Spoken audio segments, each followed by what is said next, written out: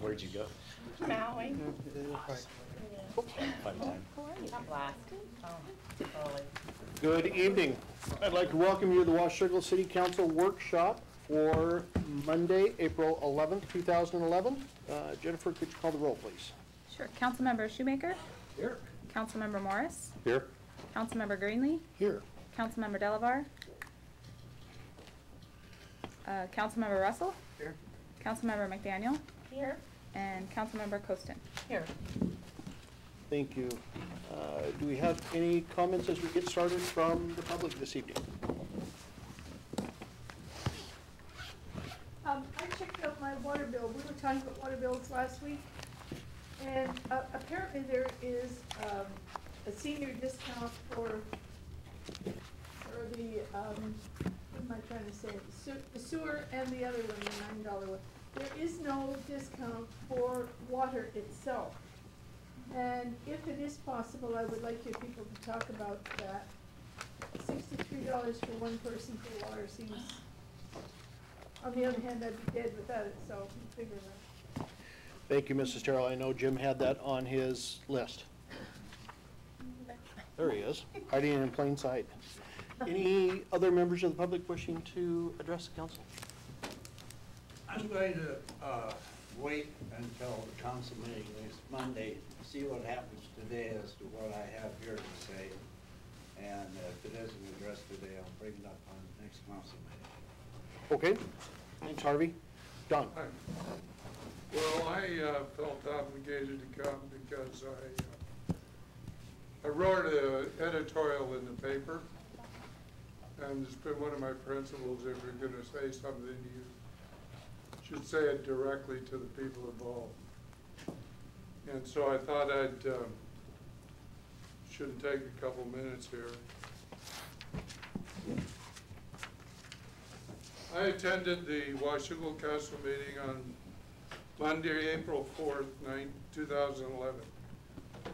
The events that ensued during the course of the meeting strongly compelled me to write this editorial.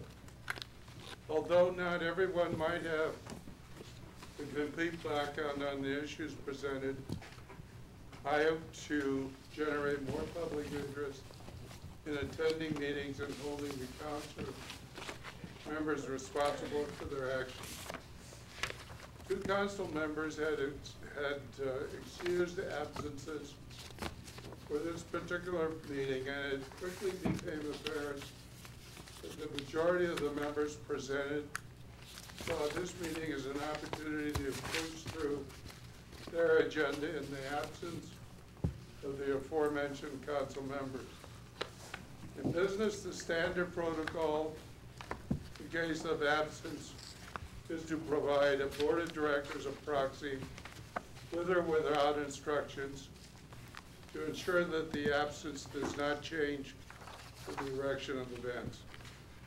I think this would be an effective, fair practice in government as well. Perhaps this idea should be incorporated in the Washougal City Council procedures. The two issues at the meeting gave me concern was the transportation and C-Tran and the formations of an ethics committee. If the public is interested in what is happening, the public is interested in what is happening with transportation and particularly C-Tran. I think the citizens should have the right to discuss and vote on this issue and on others. However, a proposal was passed to give this authority to the Camas representative, taking it out of our hands and out of the council members' hands. The reasons cited for this authority change were as follows. The public would be unable to comprehend some of the technical requirements. The public did not have the intelligence to understand all the ramifications of these projects. I take exception to the fact that our council members think the public is too stupid to decide what is best for them.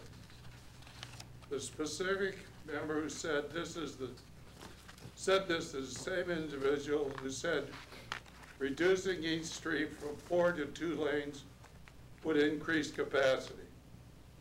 The general public believes that the project was done to get bike lanes and special funding. All the public wanted was water lines fixed, sidewalks where needed, and 4 lanes repaired and resurfaced. This is a long way from what is happening.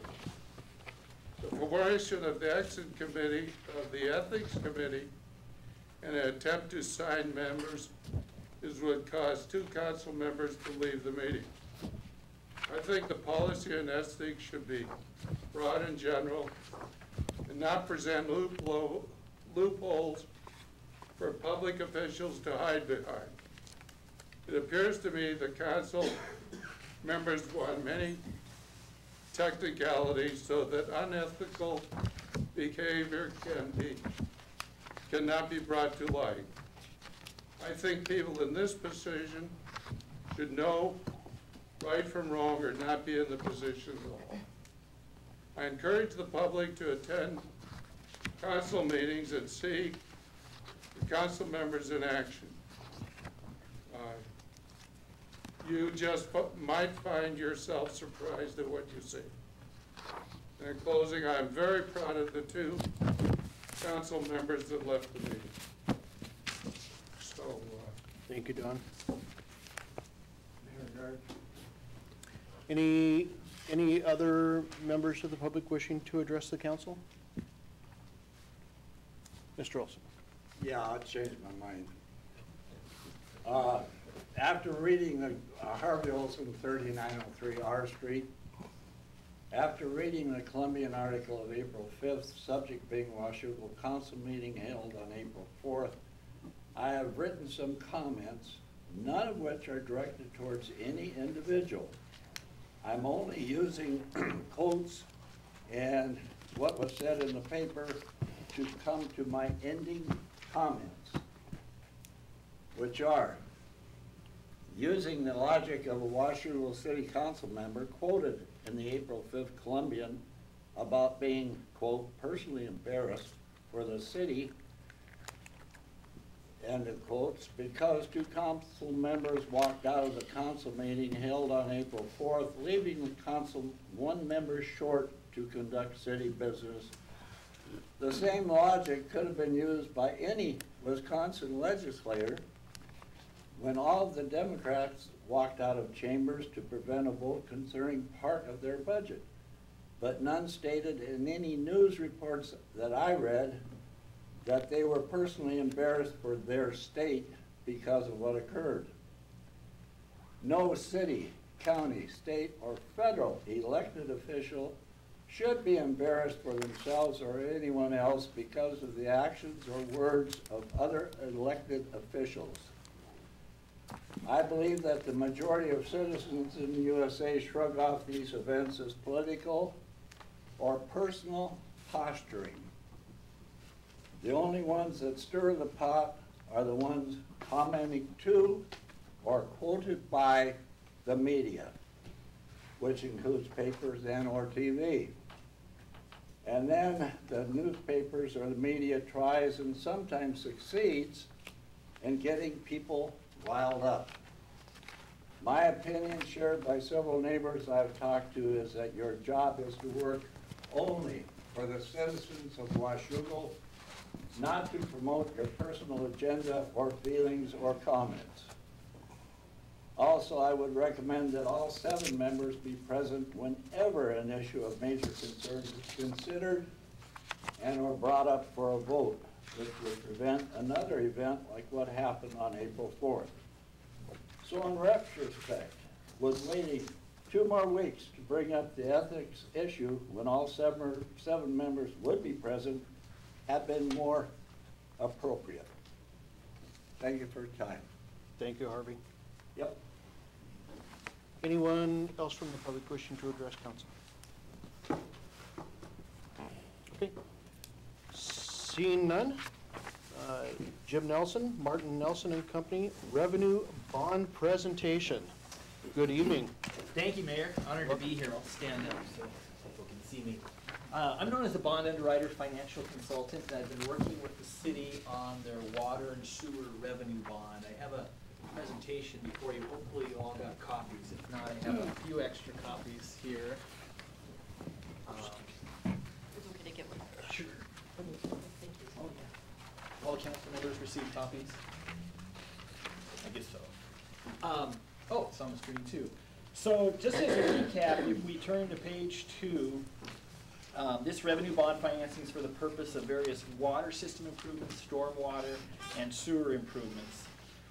In preparing for the bond market, we draft what would be called a prospectus, preliminary official statement that describes the city, your local economy, historic financials, rate increases, how your rates compare to neighboring cities, what the proposed structure of the bonds would be, and then also there's legal documents known as the bond ordinance. So all that has been prepared. The city was coached and prepared for a presentation to Standard & Poor's, the national rating agency, and city staff did an excellent job. The city received a rating grade of A+, so that's a fantastic accomplishment in this economy and also considering the size of this city, and we'll talk more about that. What's changed since the economy of 2008 is there's much more of a focus now on your underlying bond rating grade. So again, the A+ is fantastic. Because you received that A+, you were considered by the National Bond Insurance Company of Assured Guarantee for a bond insurance contract. So there's only one bond insurer left standing that really has a good bond rating grade. We used to have 7 in the nation that had rating grades of the highest of AAA, and now we only have 1. And Assured isn't even at AAA, they're at AA+, so 1 grade below. But still there is an interest cost savings by paying money up front for the bond insurance contract. It's estimated that that would lower your annual payment by $15,000 a year. So for a 20-year bond, you would save $300,000. On a net present value basis, when you factor in the cost of insurance, which is estimated to be about $93,000. In other words, your gross present value savings would be $293,000, subtract out the one-time upfront fee, and you're still saving $200,000. So if everything goes through according to schedule, on May 3rd, you'd receive your money, you'd pay out the $93,000, and in essence, you're doubling your money, recognizing a savings of $200,000. And then the bond market has stabilized. We'll talk a little bit more, but I like your comment on the newspaper getting the public riled up. The national press got the investment market riled up in January, and that was related to an article in the Wall Street Journal speculating whether states around the nation could file for bankruptcy. Will we potentially see more defaults on municipal bonds? And as a result of those articles, interest rates spiked up 0.5%. In November and December of 2010, interest rates spiked up 1% because of the imbalance between the supply of bonds and demand of bonds. Basically, the American Recovery Reinvestment Act had a program known as the Build America Bond Program that expired on December 31st, and so there was a rush into the marketplace. But when you look at those factors, that's why it's important to have flexibility in your schedule for pricing bonds. On page 3, again, a bond rating grade measures the probability of timely repayment of principal and interest on the bonds. And so you're in the upper medium grade category of A+. Assured Guarantee is at a AA+, you can see in the red font there on the screen. The key factors for your A+ grade, again, your strong projected debt service coverage of over 2 times. The recent rate increases that you adopted through 2015, those were instrumental. You have what we call a strong cash position that's equivalent to 6 months of annual operating expenditures. Very strong management in operating the system in an efficient manner. You have adequate water supply and sewer treatment capacity, and then the updated rate study that you contracted with Financial Consulting Solutions Group. That was a key document, very impressive to the rating agencies, and their consultant, Samantha Hollert, participated in the conference call. And then also you adopted, the finance department prepared some excellent financial policies that you have approved, and those made a very positive impression on the rating agency. So special thanks to, of course, David Scott, Jennifer Forsberg, Trevor Evers, R.J. Stevenson, Mitch Knipe, Samantha Hollert. They all participated in a rating presentation via conference call to Standard & Poor's and did an excellent job on answering questions on management, policies, your local economy. Do you see any questions so far? On page 4, this goes back to a presentation I did to council last year. It just, I've highlighted some of the key factors that of course you have achieved as well as all 11. But these key factors highlighted, again, the strong debt service coverage, cash balance, updated rate study, regular rate increases, formalized financial policies, and management's experience. All that contributed to the excellent rating of A+. On page 5, this is the estimated debt structure. If we look to the right there in the box where you see $15,840,000. Currently, that's the structure for the bonds when you look at the principal and interest. Again, it's all subject to market conditions. We're estimating that the 20-year bond would come in below 5%, in the neighborhood of around 4.8%. And we'll just have to see what the market conditions are over the next week or so. But what you've done is you've structured your payment structure around your outstanding issues. And so you can see that your 1999 bonds are paid off this year, your 2000 bank loan is paid off in 2015, and then the 2005 water and sewer revenue refunding bonds will pay off in 2020. So you can see that the payments jump up a little bit after 2020, where they go from $1,502,000 to around $1,590,000. If you had principal payments, say in 2012 and 13, it would put more pressure on your rates and lower your coverage, and then you would not have achieved the A+. So this structure works with your adopted rate increases, also gives you the flexibility. These bonds will have a 10-year prepayment option. So after the 10th year, you can call in all or a portion of the bonds, depending on how your economy's doing, how you're collecting rate revenues and connection fees. Jim, is that only at 10 years, or is it any time beyond 10 years?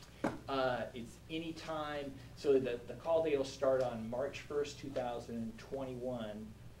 Once you hit that point, it's any time after, on or after that date, in any amount, as long as it's a minimum amount of $5,000. So it could be, March 1, 2021, you have, due to growth, new connections, you have an extra $300,000. So then you go to the bottom of the bond payment schedule, and you would redeem. Yeah, you always redeem the longest bonds first, because those are the highest interest rates.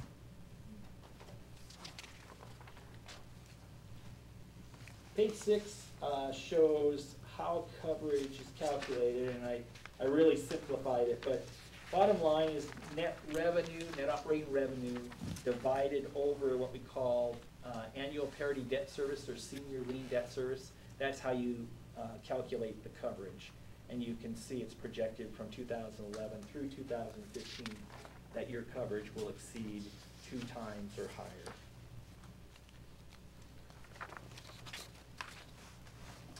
The last page shows the bond market conditions. If you look at the gray inset box, it's interesting to note that November and December, that's where rates jumped up 1% due to the large volume of bonds coming in to take advantage of the Build America Bond Program and a limited supply. And then in January, we had the sort of national media hype on, could we see states filing for bankruptcy? Might we see a bond default? The national bond default rate is less than 2% in the United States. So For customers that we were working with that were pricing bonds in January, we recommended they postpone their bond sale. So as an example, the city of Oak Harbor postponed their bond sale 2 months to let the market sort of settle out, and they achieved interest rates that were, they achieved an interest rate savings over 0.5%. So that would be one thing I would stress. Right now, the schedule would be that, assuming favorable market conditions, we would set the final interest rates by next Monday and then come before you with what we call a contract of purchase with the final interest rates and final payment schedule, and then there would be a bond ordinance. And so all that assumes favorable market conditions. If something came out in the news that was negative and the market overreacted, then we would be calling David up and saying, well, we think if the city has the cash flow wherewithal, we should postpone the bond sale a few weeks just to let that settle out. But that's one thing that's the big change we've seen since 2008, is that there are periods in the market which are extremely volatile. And before 2008, the market was just pretty much steady as you go. You wouldn't see these major swings. But right now it all looks favorable. The outlook is that in reading the different trade journals and everything is that we most likely will have higher interest rates in the near future. A lot are predicting, say, after June, because the Federal Reserve will stop buying back Treasury securities, and just with the pressures of inflation and national debt, that there's some say a likelihood that we're going to see higher interest rates, certainly in the fourth quarter of this year. So I think your timing is excellent. Be happy to answer any questions. I have a question. Yes. The 4.8%, is that with the insurance? Correct. Okay, so is the insurance still not quite determined yet as to whether or not, or is the plan is to have the insurance on? I would recommend insurance based on the savings. Mhm. Yeah.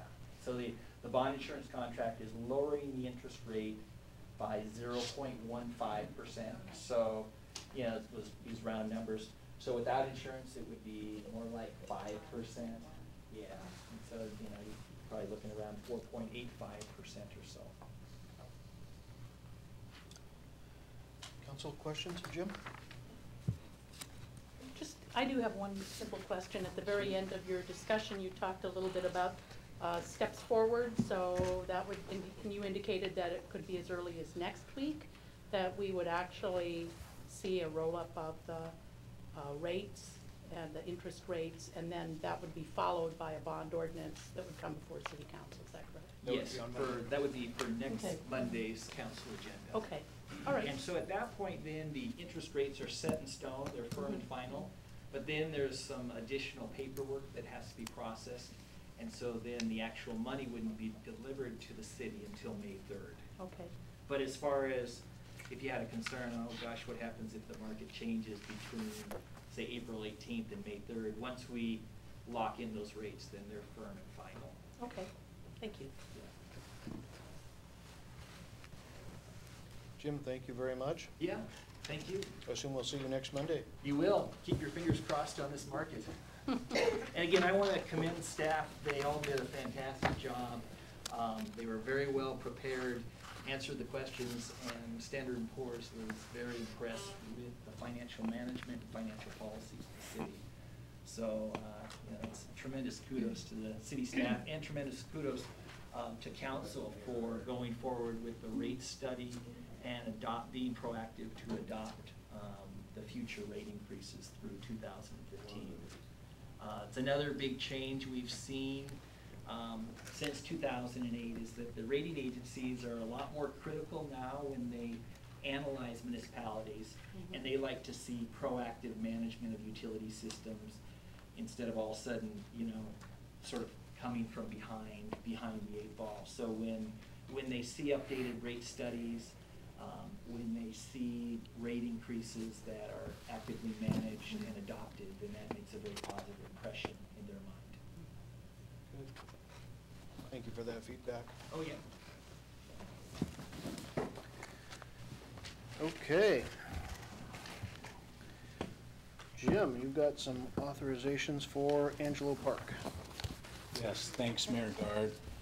Public Works has one agenda item for your review tonight. And we received a communication from Robert Angelo regarding rental property currently referred to as Angelo Park. And so, as you know, the city entered into a lease agreement with Robert Angelo in 2005, and since that time, the public has received beneficial use of the field, and the Camas Washougal Soccer Club uses the field for practices and games currently. Last year, Mr. Angelo requested the city pay the property tax bill for the facility, and the request was granted and the property tax was paid in 2010. So during the 2011 budget process, the property tax bill was deemed to be discretionary and was consequently cut from this year's budget. However, since the public derives substantial benefit from use of the fields, staff is recommending that council authorize the expenditure of $5,757.56 for the Angelo Park property taxes. Are there any questions? I have a question. So, as I was looking at the lease doesn't, our contract for the lease of the grounds doesn't really allow for this necessarily. Wouldn't it be better, I mean, if we're gonna do this, wouldn't it be better to sign a new lease with that as the price of the lease? I know last year we did an updated lease amendment. Yeah, we amended it, but we didn't sign we didn't actually modify the ground lease. So that lease right now is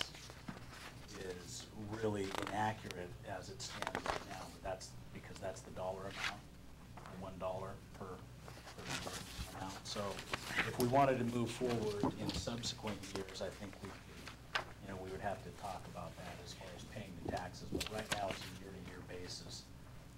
Well, what concerns me is that if we don't have it in our contract, even though I know we receive substantial benefit and our community does, and this is really not a very large amount. I mean, it's large enough to make us pause and consider and discuss it. Sure. But it seems like it's a pretty decent deal for the use of that park, especially since we didn't have to pony up the money to buy the property in the first place. Okay, so having that been said, I would feel a lot more comfortable if we instituted a new, either an amendment, codicil to this lease agreement, or a new lease, which simply just said that is the price, rather than just having, I mean, it almost, I don't want to characterize this as anything, but a lot of different colorful metaphors come to mind about what this actually is if it's not part of our contract. So I'd feel a lot more comfortable for myself if it were part of our contract. Should be easy to bring forward on, and well in advance of that, we might even just keep the dollar amount empty and just leave it in the terms of the annual tax, whatever, annual tax bill, the annual tax invoice. You should have had, and I apologize, there should have been the amendment that we made last year attached to this as well, because I know we had one prior to actually paying out, that we kind of went through. So I think, Jim, the only part, though, that would be incorrect in this ground lease is just the dollar amount itself of the annual payment. Yes, sir. Yeah. I think the discussion more tonight is that's well taken, is making sure that the council is comfortable coming back with that, since it was something that was cut from the original or the final budget last year, and the timing of the whole thing. Molly? I would just, I would agree with Michael's comments in consideration for that. I do recall from last year that one of the issues that made this a little more palatable was that instead of having our Public Works Parks people do all of the maintenance, that there would be some shared maintenance which would reduce our overall costs, so we wouldn't have to put nearly so many man-hours into maintenance of that piece of property. I don't recall that it would be a flat across the board, trade of property tax versus maintenance, that are paid, but I think it substantially impacts the amount of money overall that we spend on this. I'm sorry, Molly. Oh, no, that's okay.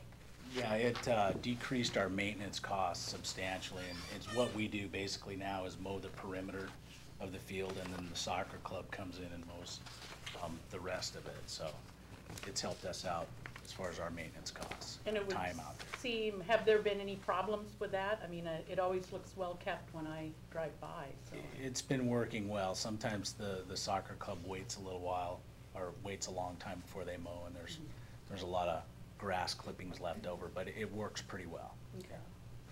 We can bring back for next Monday what those estimated cost savings were as well.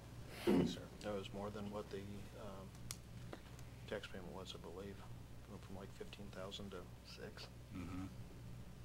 I have Jennifer? a quick question.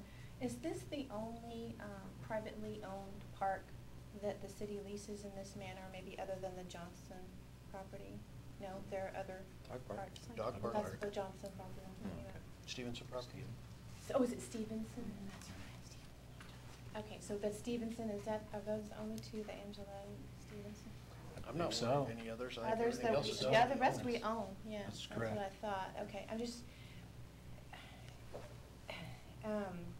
if Mr. Stevenson comes to us with some sort of an agreement like this, would we in turn have to go ahead and approve it to pay his property taxes?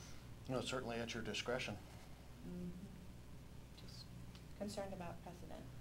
Yeah, I don't think there are any leases or purchases or anything else you can get into as a council that would necessarily set precedent for anything along the way. Not legally, it's not legally precedent, but. Could he bring the could axe to he- you? yeah, Certainly. And he could point to your action here, certainly. Absolutely. Has anybody ever given any consideration, Jim, to asking the people that use the field to provide a monetary contribution towards the taxes? Has that ever been discussed or I believe it was discussed last year, but I'm not sure about the negotiations that took place at that time. Well, I know they So, stepped up on the it's a good maintenance, suggestion. which was a major contribution on this part. I'm just wondering, everybody's stepping up more and more these days to cover deficits. I wondered if that was a possibility, broaching that subject with it. We can certainly get back to Gary Marshinsky and see if that's something that they may be open to. I don't remember an actual cash transaction being part of the discussions last year. I remember just the maintenance side, which lowered our abilities and cut back some of what we had to assign people for. I think Ron probably has a bulletproof vest you could borrow.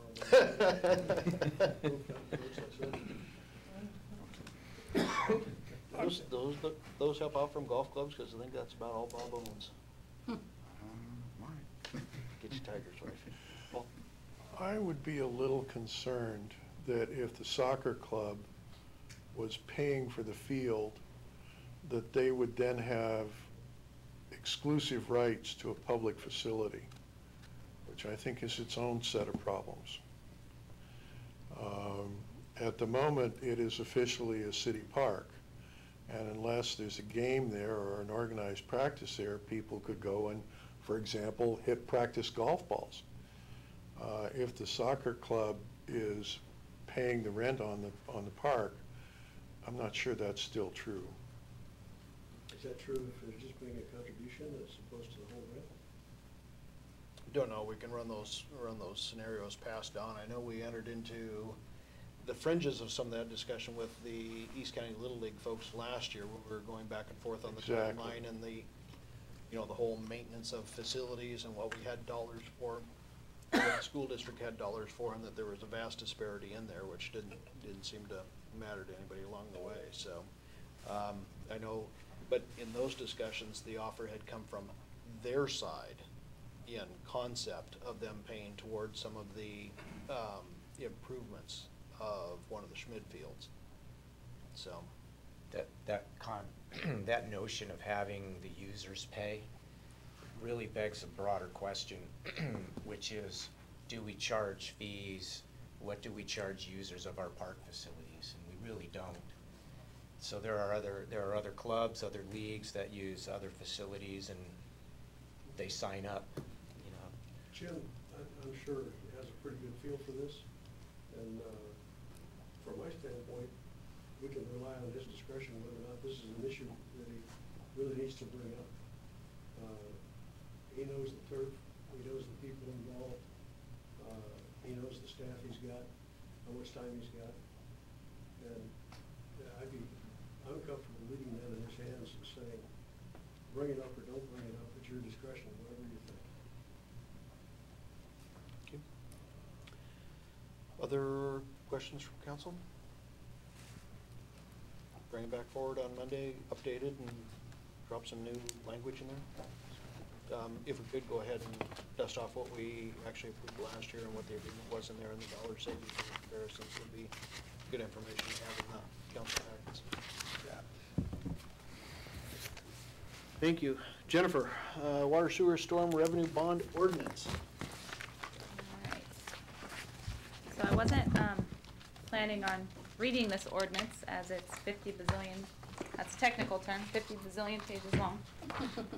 But wanted to give you an advance copy before Monday because the way the bond works is nothing's final until pretty much the day of the bond sale. So we are asking for roughly $15.7 million for water, sewer, and stormwater projects to be spent over 3 years.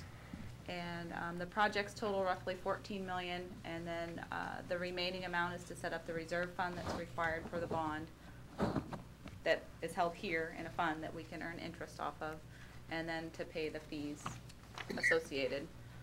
So we'll have a breakdown of all that Monday.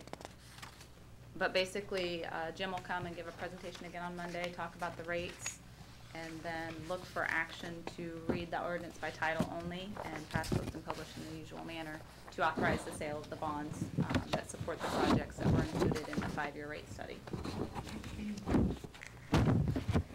Questions, comments?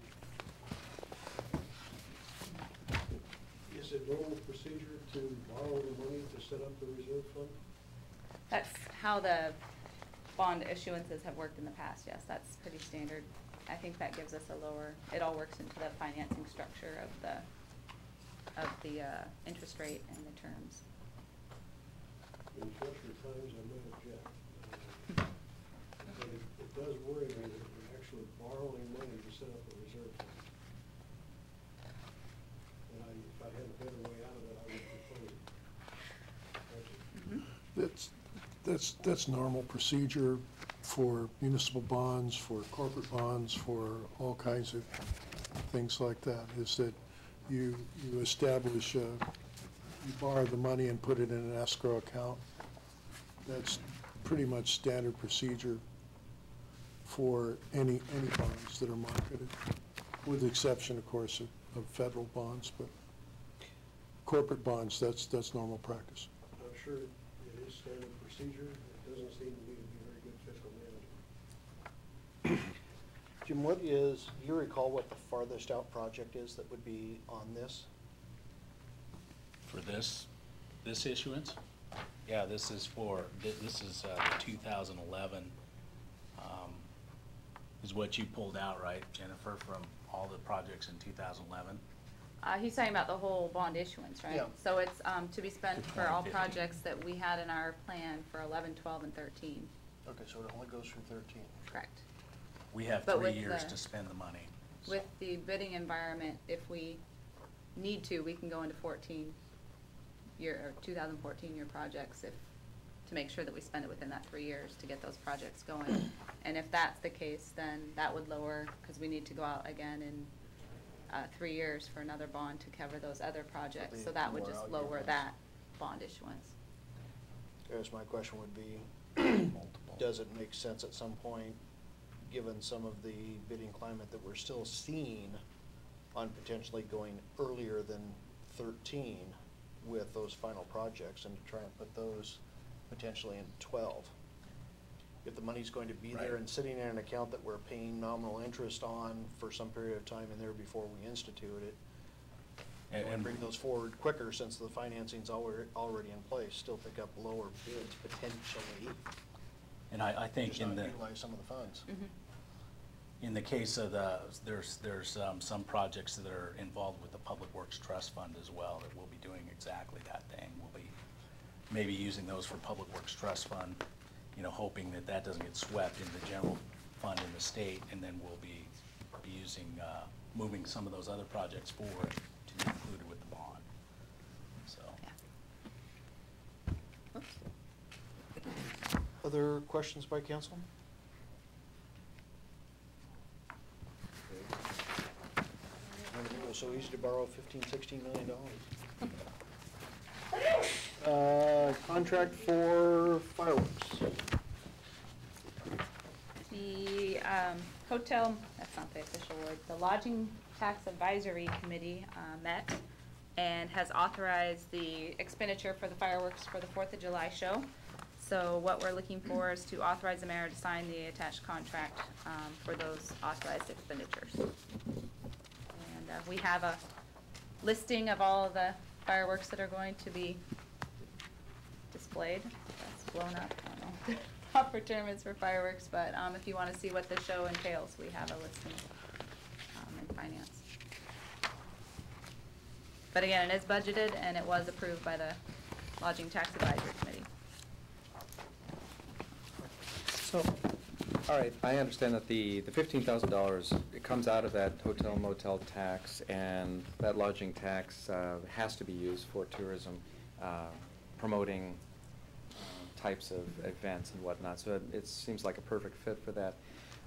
What, as far as the total cost to the city for the fireworks on 4th of July, do we know how much extra money is going to be required to spend on that one event? I believe potentially nothing. I don't know, it sounds like from a meeting I was in today, it appears we have already upwards of 6,000, moving to 7,000 of sponsorship money to go towards it. In the past, other than the fire crews that we would normally put down through Captain William Clark Park, that type of stuff, because of the activity that's taking place in there, whether we shot it off or not, all of those will be pretty much close to the same. At this point, we're not even actually asking for additional manpower from the police department, although that may come through. Same thing with the port. We may have 1 or 2 port people that are there, the port staff there, that just have keys and the ability to do things. The whole idea, though, behind the sponsorship is that that will help pay back those overtimes, even if it wasn't, even if it was during the work week, because it's a holiday, it's automatically time and a half no matter what. Right. So what our goal was when we started putting that together was trying to come up with something that was still community-based enough that we could afford it without charging for the actual activities itself, but minimize everybody's costs along the way and or pay or get those covered through the sponsorship side. So at this point, I think, well, we're probably, I believe at this point we have pretty much most of the money to cover everything in there that we've anticipated so far.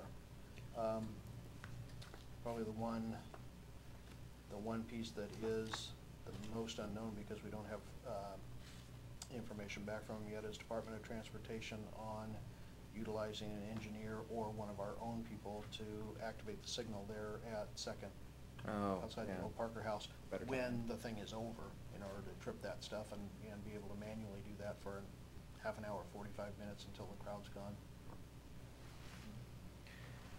I don't think they're going to answer that until they know where they are on the project down there at that point and where they're mobilized at. I don't know if this is appropriate for us to discuss tonight, because I think I may have not been present for the workshop when we were discussing the fireworks display being moved in venue. But have the concerns that have been brought up been addressed that you're aware of as far as parking is concerned? Mm-hmm. Okay, so we anticipate plenty of parking? Yeah, I don't know that there were really any concerns that came up in regard to the parking. We've had plans in place. Of course, all of it depends on how many people show up.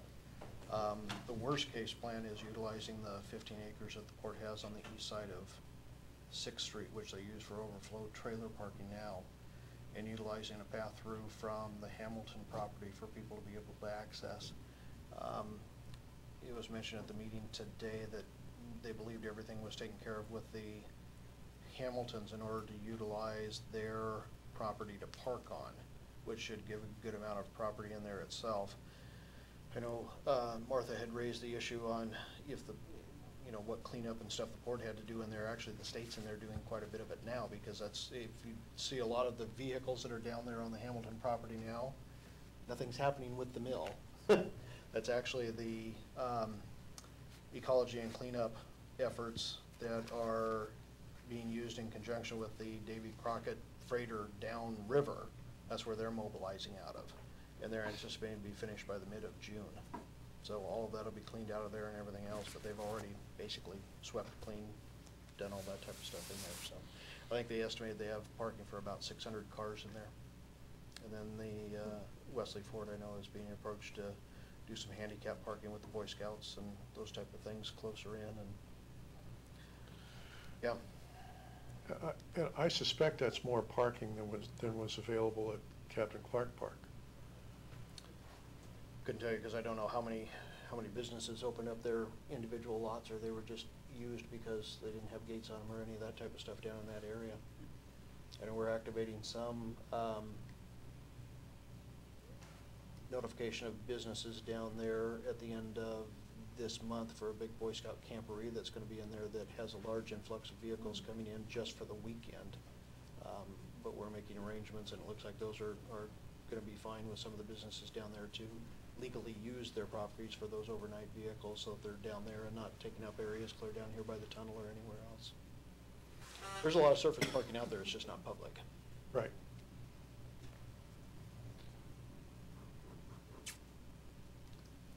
Other questions? Yeah, I have a question. On the proposal, it talks about complimentary product has been included in your display for signing our multi-year agreement. And I'm just curious as to what multi-year agreement we're talking about. That's a good question. Didn't know of one.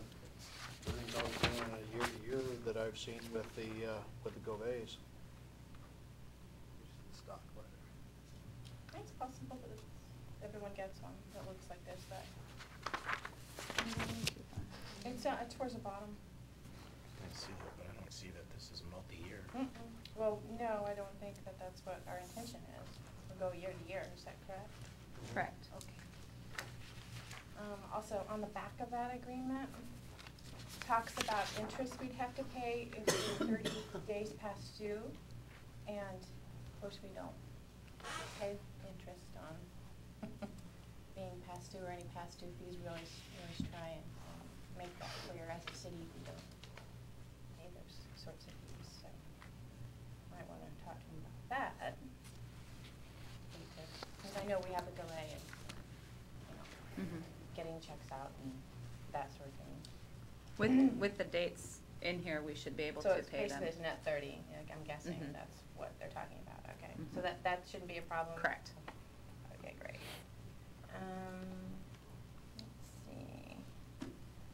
Let's see. Oh, yeah. In the middle of the second to the last paragraph, it kind of starts, sponsor understands that the elements of the proposal associated with this contract were calculated based on costs and fees as of the date the proposal was generated. In the event these items increase prior to the date of the display, Western reserves the right to adjust the product contained in the display to account for the increase. So basically, we're going to pay for one product, and if their costs go up, we get a lesser product. Is that correct? So it looks like. 3%. I was just curious. Seems odd.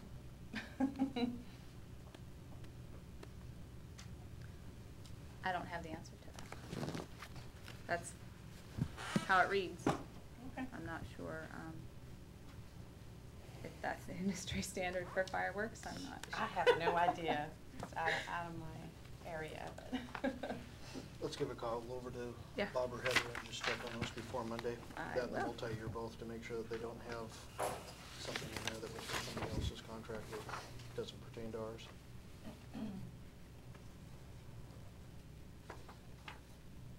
All right, got that down.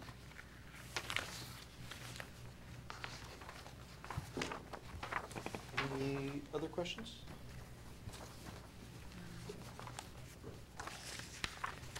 IT discussion and presentation.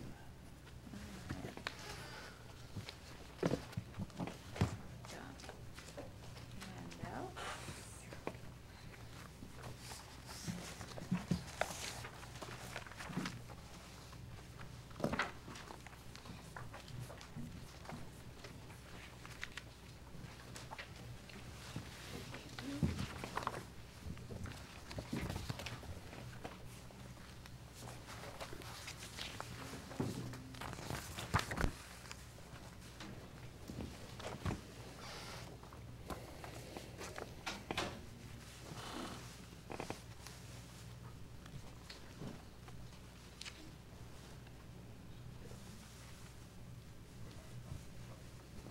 Okay, so we've got 3 different things that we're gonna talk about for the finance side.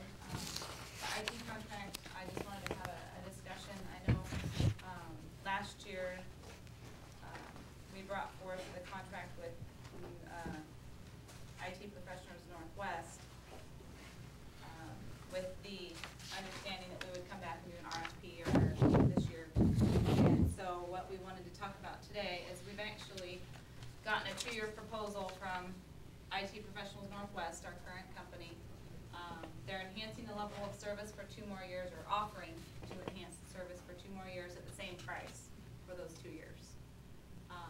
And the scope of work would include a relaunch of the city's website.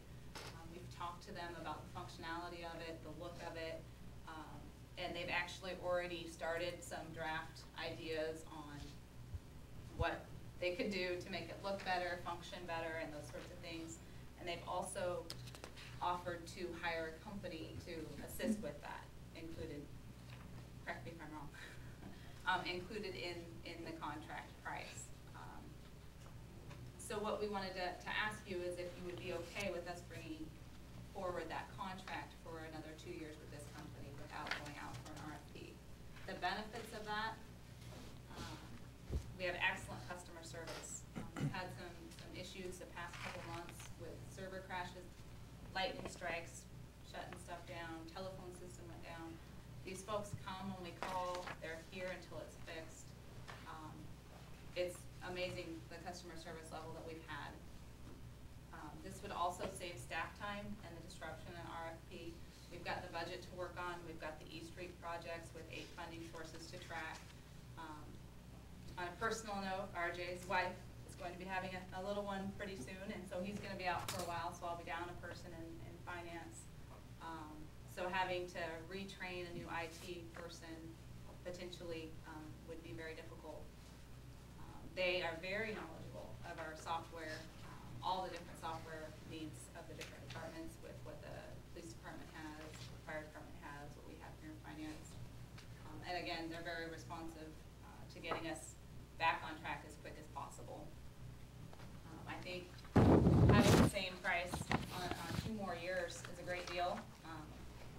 And the cost of going out for an RFP to see if we could save a few dollars, I think, is definitely, I guess in my opinion, not really worth it when we know what the product that we have, and it's it's not increasing, staying the same. Scope of service will elevate, and so our recommendation is to bring that contract forward and enter into a 2-year agreement with this company. Is there anything that requires us in RCW to bid this out? No, it's a professional service agreement. Okay, great. Go ahead. I was just gonna ask when the current contract expires. It does expire in May, but we've talked with Eric, and he has agreed, if we choose to go out for RFP, he would be supportive of a month-to-month agreement, because obviously we wouldn't have that done by the May 17th date. So they've agreed that, they would do a month-to-month, and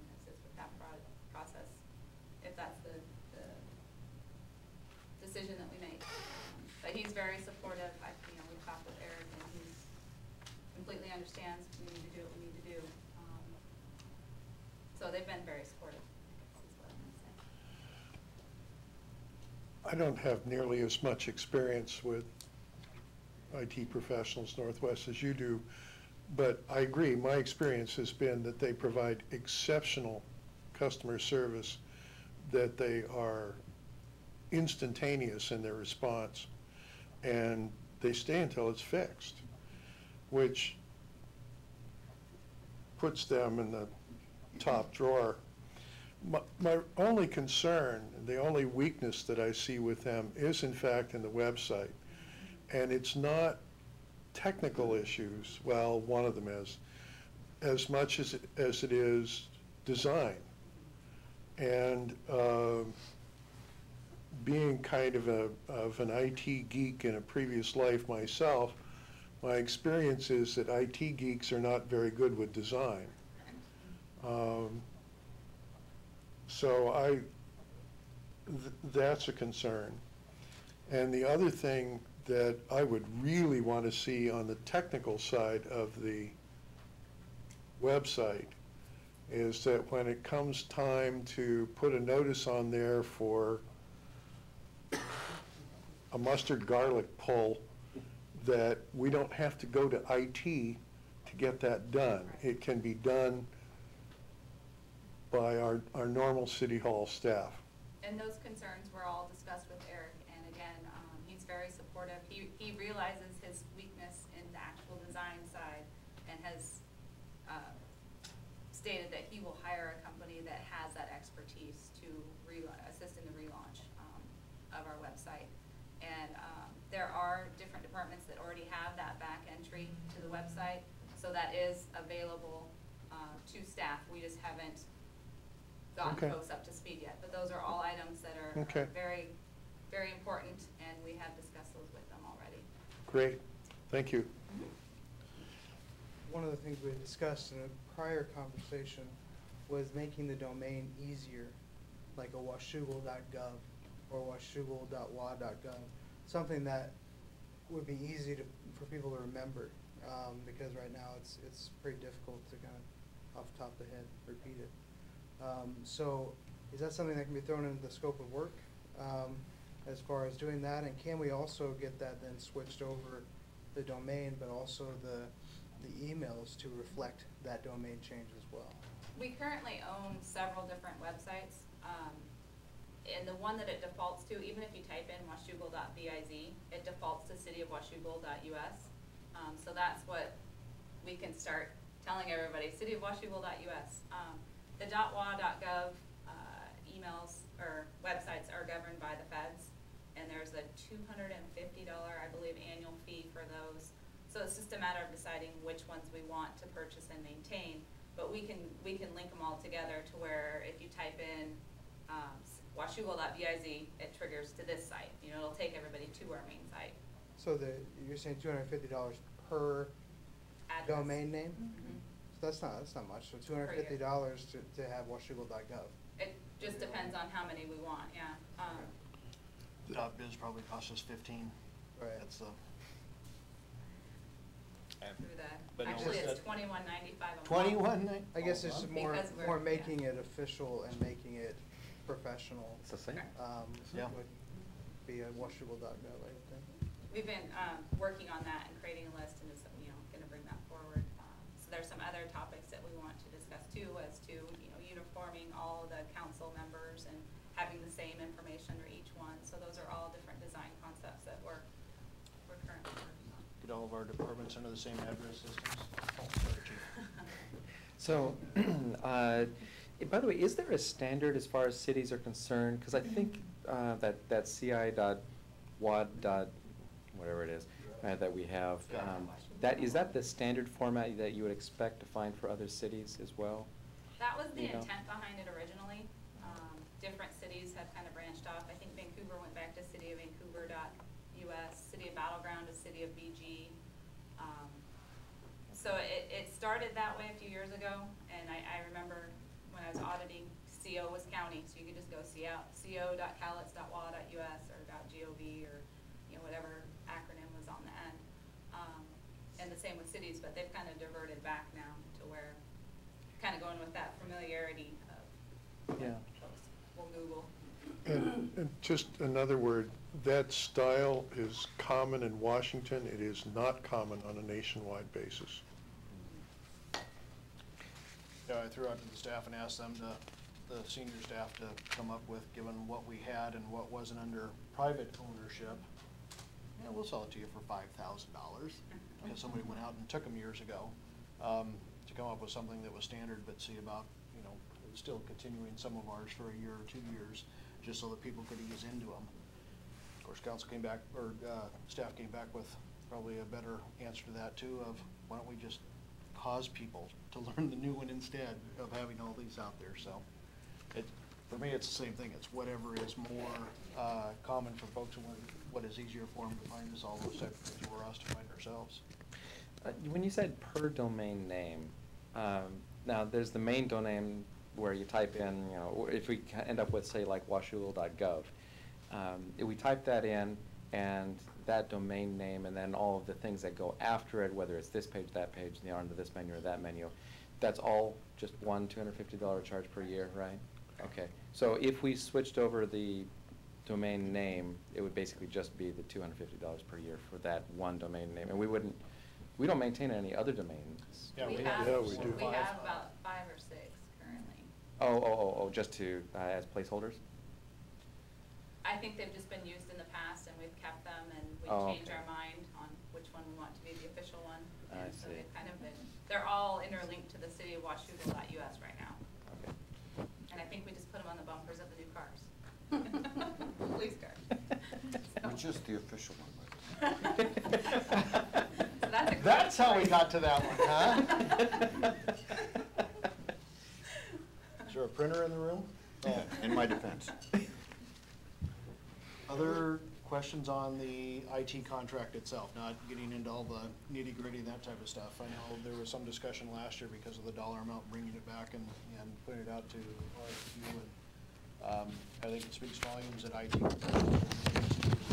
go down that road with us and not cause us to have to sign a long-term agreement in order to do that. There certainly, I don't think there's a whole lot of anything that's caused more discussion at a staff level than going back out for an RFQ on the whole IT, phones, everything that falls under that as we know it today, so. Dave? One of the things I look for, a couple of things I look for in a contract like this, one of them is service. Another one is competence, and another one is ethics. And I'd like to relate an incident with a member of the IT staff, IT professional staff recently. I got a new cell phone, wanted to hook it up with the enterprise server here at the city. That takes knowledge of the enterprise server, so I brought it to IT, and they said, we can help you with that. In the process, the IT rep dropped my phone. Brand new cell phone. Wasn't damaged, didn't require anything to be done to it, but by virtue of his service orientation and his ethical orientation, he offered to replace the cell phone at his expense. I was very impressed. I couldn't take him up on his offer in good conscience, but that's the kind of people that I'm looking for with city contracts. I would just like to make sure, have you ensure that if they do subcontract or sign some other agreement with someone to do the website design and layout, that is inclusive in this overall contract. That's a big component that I've been waiting for a long time, website upgrade. That's anything we want to know who those individuals are, same as if we were interviewing IT professionals and stuff to do it, if we're going to pay for it inside the contract, we don't want to pay for it twice. Yeah, especially since there are several local firms that have demonstrated competence in design. Any other questions, concerns? It sounds like we may be okay if we get everything in writing, get some answers, some questions answered, that type of stuff of bringing forward a 2-year agreement. Next, first quarter. First quarter update.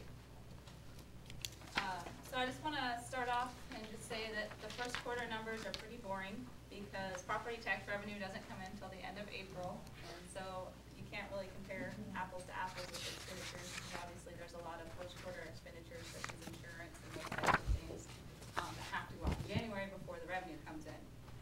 So with that being said, our revenues are at about 17.9% of the budget, which is pretty comparable to where we were last year.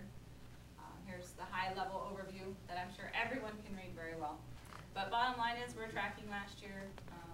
Nothing has changed that would anticipate us changing anything revenue projection-wise. It looks like we're on track and moving forward.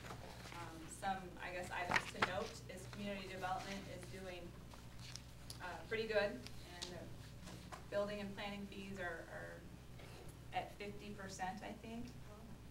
Yeah, they're doing exceptionally well. So it looks like if all things hold, and this of course don't hold me to it, that we'll be on track to match last year, which we budgeted less than that in those line items. So that's definitely a positive sign for this year.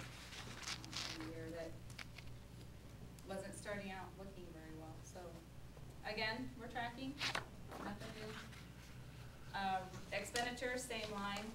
They're at about 22.9% of the budget, and nothing going on there to really talk about. Nothing's changed. Nothing. Expectations haven't changed, I guess, and we're right on track again at about under 25%. So, high level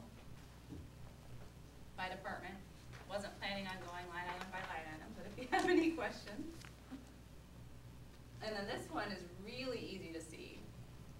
This is the first quarter summary That was giving me some fits. of all the funds. And I apologize, I can print it on bigger paper if you'd like to see, or get you a magnifying glass. But again, the deficit numbers that look like, holy cow, what's going on there, it's a timing issue with the revenues, because property taxes haven't come in. And some of these other ones are grant reimbursements. So we've done the expenditures first, and then you have to get the request of reimbursement. So they just haven't matched up yet. But overall, we're tracking first quarter, and we should have more information second quarter. Questions, comments? All right. So, I'm next on the agenda again. So that brings us to the preliminary spring supplemental budget, or the PSSP, if you want to make an acronym, just to keep it lively. We have some housekeeping items that we want to talk about, some additional items requested for the police department, some transportation information, and then just to give you a timeline for the supplemental request. Here is the high-level overview of current fixes that we need to make to the current budget, some of which are just, again, housekeeping, and some we're presenting to you for approval to use reserves possibly, again, with the E Street. That would include the sidewalks and the grind and lay, but we'll talk about those in a minute. So we're going to go into more detail on all these. This is just a high-level summary of what we're looking to do. So some of the housekeeping items, we had a couple budget oversights. We set up the ECBG fund correctly, but we forgot to match the revenues and expenditures on the general fund side, so we just need to wash them out. Revenues and expenditures equal, so we just need to recognize that those are going to be coming in and going out. And same for the pedestrian tunnel. We have to close that out this year, so we'll have the retainage check going out to the company that did the work. And again, we get reimbursed from the grantor on that. So it's just a wash because we didn't wrap it up last year. The revenue bond is creating the need for additional accounts, different funds to be able to track those dollars in. So we'll need several accounts. Obviously the main $14 million going in account, the reserve account, and some of those other things. We don't have exact dollar amounts for those yet. Obviously, once we get the final bond numbers and interest rates and all that, we'll have it available. And then on the flip side of that, we need to recognize the projects that we're planning on starting in 2011 with those funds so that we can expend money out of the fund. So if you flip back to here, you can see that it's roughly 6.6 million are the 2011 projects. Pretty sure we probably won't spend 6.6 million, but that's just kind of the adding up those numbers in the that were all slated for 2011. That was the number, but typically, especially starting the year.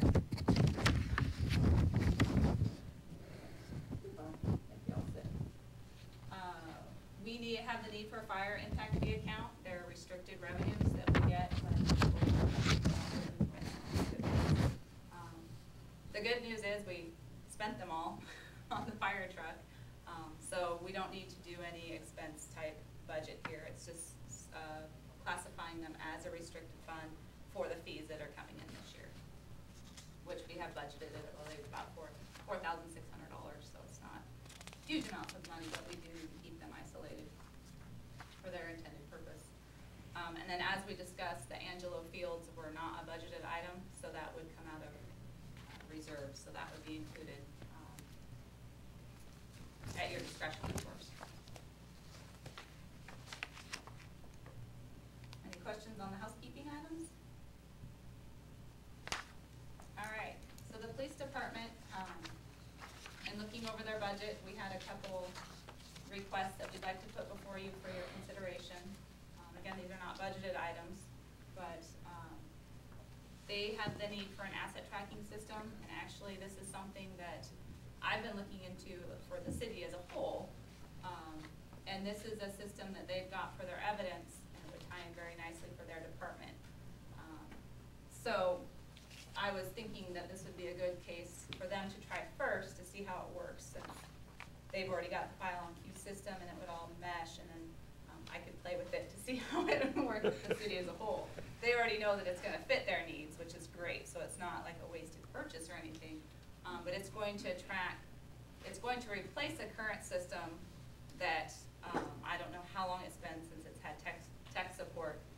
Chief would probably may never have had tech support. A couple of years. But if we were to lose that information, we probably wouldn't be able to recreate it. So it's important to be able to get that information and get moving forward. It is a recommendation from the state auditors also that we have small attractive asset tracking throughout the city. So this would be a great use of reserves for this. It also tracks their officers' training and those types of things, which will in turn aid their reporting to the state on various items that are required. So it's a very positive system. The staff is pretty excited about it. So hopefully that will be something that you will consider important and allow us to spend the money on. We also have an increase in detective cases that perhaps some additional overtime funds would be appropriate to include in the supplemental budget. In addition, we cut the training budget pretty significantly, so putting some money back into that training fund would be greatly appreciated. And your favorite topic of all, another copier. Isn't there one somewhere over here? I think the one they currently have is probably better than that one that's being surplused. I believe so, but we're trying to stretch it out. It's not working very well. Where did you get the money to do that? This would all be reserve spending, so that's why we're bringing it forward in the supplemental budget request for your consideration. These are one-time purchases that we feel as staff are important. Chief, do you want to talk a little bit about the overtime funds and the potential for even creating two different funds for those, for your regular patrol versus your detectives? What we were looking at with the detective case, and that's not to say that we would use even all of that, but we just have one detective now, and Thad does an outstanding job. He really does a good job, but only he can do so much. So our thoughts were, should he get buried or we get a case that requires a lot of attention, that we can pull somebody off of patrol and have them help Thad with maybe some other cases that has to set aside to work on this one. So it just, in lieu of putting another body in there that I don't have, it gives us the ability to provide some relief in detectives, and then maybe someone else down the road, when we can add another person, gives people a chance to see if it's something maybe I might like to move into and do. And so that was the thought process behind that. Do we have an existing interlocal agreement under which you could, if you ended up being extremely shorthanded for detectives, depend upon Camas or the county sheriff, or? We have a major crimes contract or agreement with the county, but so if we had some big case, homicide or something along those lines, they'll come in and they'll help work that, but that's for 3 days. And then after that, we're on our own. So it's just sometimes he'll get inundated and these cases come in and he has to prioritize, and which he does. But in the meantime, it'd be nice to get these other ones going, so it'd just be to bring somebody in, maybe do some legwork for him. But Philosophically, it's potentially at some point down the road creating a second fund in there within his department fund that recognizes overtime funds in 2 different areas. Regular patrol stuff that we're doing that we get hit with, illnesses, unusual call volumes at the end of shifts, any of those types of things, versus things that are actual detective investigative cases that are being hit, that right now we just go hit that patrol division. So they end up losing out on the other side if they literally need the bodies on the street. Now we just cut ourselves off from having additional funding to be able to use to follow up on the cases themselves, so. I was just concerned that if the existing resources get swamped, is there a way to go outside to hire in additional resources? And is that consistent with police I don't even know if that's something that would ordinarily be done. we assist each other for one-time, things, but instances. But not like search warrants or that type of deal, but to kind of pick up a case. So by the time they had to come in and get familiar with the case and work it, it would probably not pan out. This is certainly one of those areas where, just like snow removal, ice removal, that type of stuff, we took budgets that in the past maybe had a little bit additional money in there. And took those down to what would be normal, assuming that we don't have homicides every year, that type of stuff.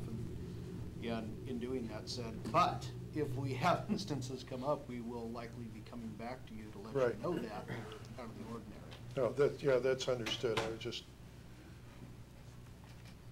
So far, we're doing okay, and he's keeping his head above water.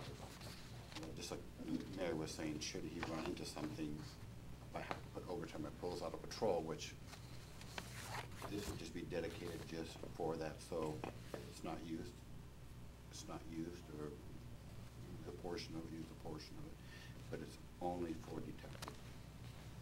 Just kind of separating patrol and detective out.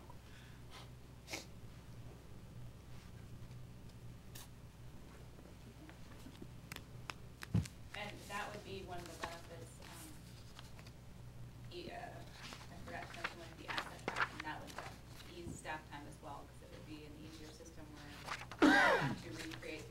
Apparently the system that they have currently, you have to recreate the wheel every time. It doesn't automatically populate the next asset number. You have to find out what the last, it's very outdated, very time consuming. So this would be definitely a benefit, and it would ease staff time. We would use that for tracking for everything. Case number. Well, yes, and just as far as, it would really save us a lot of time when it comes to ordering. We'll track our ammunition, things like that, where we have coming and going. So it just provides a cleaner way of doing business for us, where we can actually see everything. We actually will know what we have. The other system it's an older system, Crime Star, and it's not supported anymore. It did, when the server crashed winter. Luckily, the IT guys could put all that back for us. But you're taking the system really wasn't meant to do that, and you're making it work where this is designed to do exactly what we need to do, and it interfaces with our evidence program.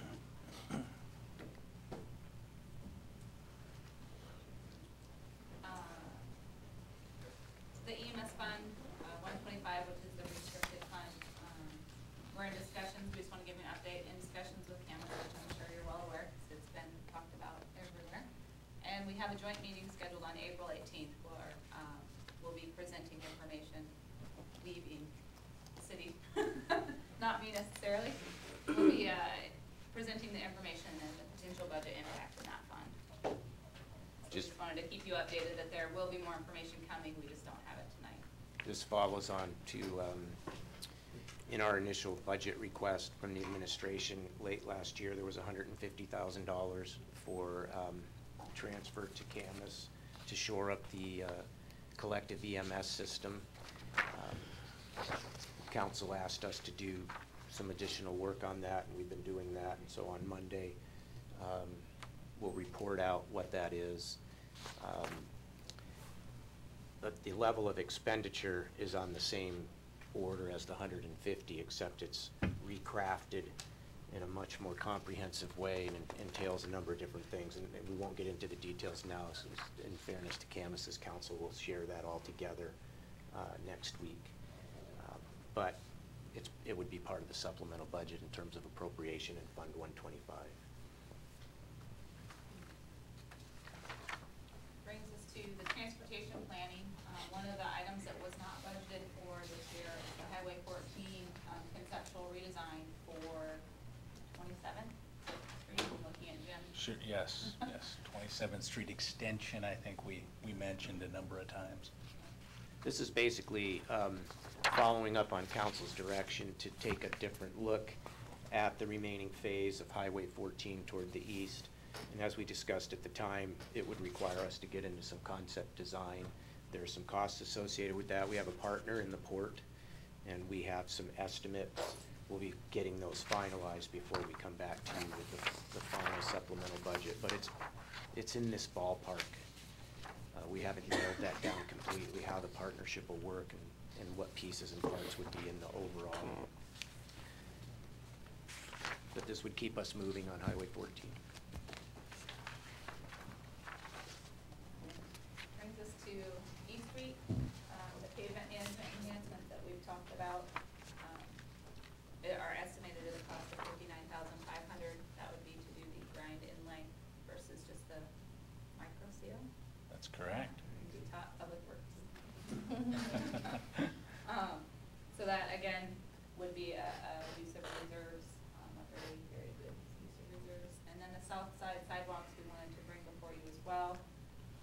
They're estimated at a cost of about $287,000. We have some more photos for you. I don't know if you actually got them last time or not, but just to show the need of the sidewalks, because there's nothing there.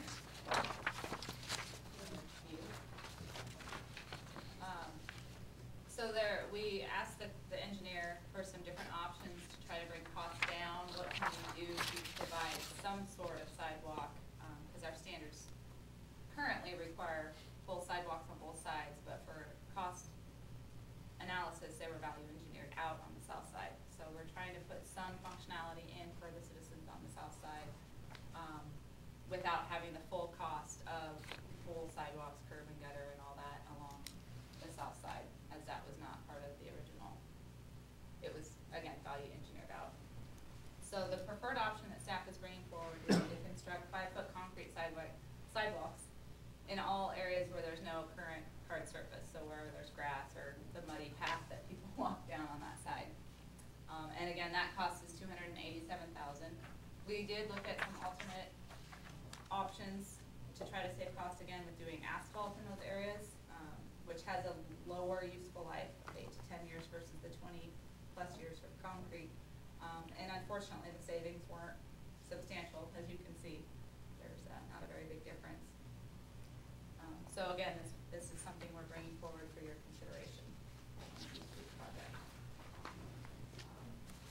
Quick question here. know we've covered this before, but, the value engineering that we did and pulled those south side sidewalks, out, that didn't affect our qualification for the grant, is that correct? Any of the grant? No. Okay, that's interesting. Yeah, that was done with their concurrence that they would allow us to take some of those out. And part of that was their on-site assessments. And keep in mind, this is only 6 to Washougal River Road. That's correct. It doesn't include south side sidewalks on the rest of River Road to 32nd. Because that's still an area that even TIV looked at and said, yeah, this would be ridiculous money to spend basically because of the amount of slopes, everything that would be there, the amount of property we'd have to buy and the shoring up system, everything else in order to put them there. In some cases, literally be to the foundations of people's homes. They allowed that to come outside of there. Exception, as far as that stretch? I believe they had some administrative latitude in what they could allow to be removed from the project, yet still qualify for the funding. And all of those roads we Right. went down with them all the way along the way to make sure that we weren't endangering anything in there. Which included the sidewalk on the north side. They wanted to make sure that that was completely connected through on the north side. John? Is there any way that you can remind us or show us again where we have crosswalks in this area? To get people from one side of the road to the other. And is it possible to recreate maybe another crosswalk or two to help alleviate so people don't have to walk the south side? They can easily If, cross? yeah, Jim, you wanna jump Yeah, in? yeah, it is problematic to add crosswalks. We do have one going in at Highway Fuel, and then obviously, at Hathaway there. But it is problematic to add those crosswalks without some kind of safe haven in the middle, and it's very, very costly to put. Or on the other side. Yes, that's correct. Yeah, it's very costly to put the mitigation in place to get more crosswalks across East Street in particular. So right now, I believe you've got one at 6th by the credit union. That's correct. You have one at Highway Fuel. There'll be one in at Highway Fuel, yeah. And then there would be one at River Road. Correct, correct. But in between the rest of the stretch, it wouldn't be anything because we also, what do you call it, by highway standard, whatever that manual you guys keep going back to, we can't create a sidewalk or a crosswalk from one sidewalk to nothing. Right. MUTCD, Do you know the meters between each of those crosswalks? I mean, from meters. The distance? the distance, yeah, from. I don't have that information off the top of my head, but we are adding the one at Highway Fuel and the Hathaway crosswalk, and the rest are existing at this time.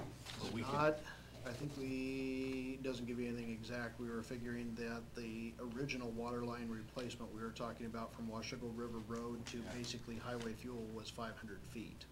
So that gives you some sort of a gauge of distance in there, your 2.5 blocks, city blocks in that section.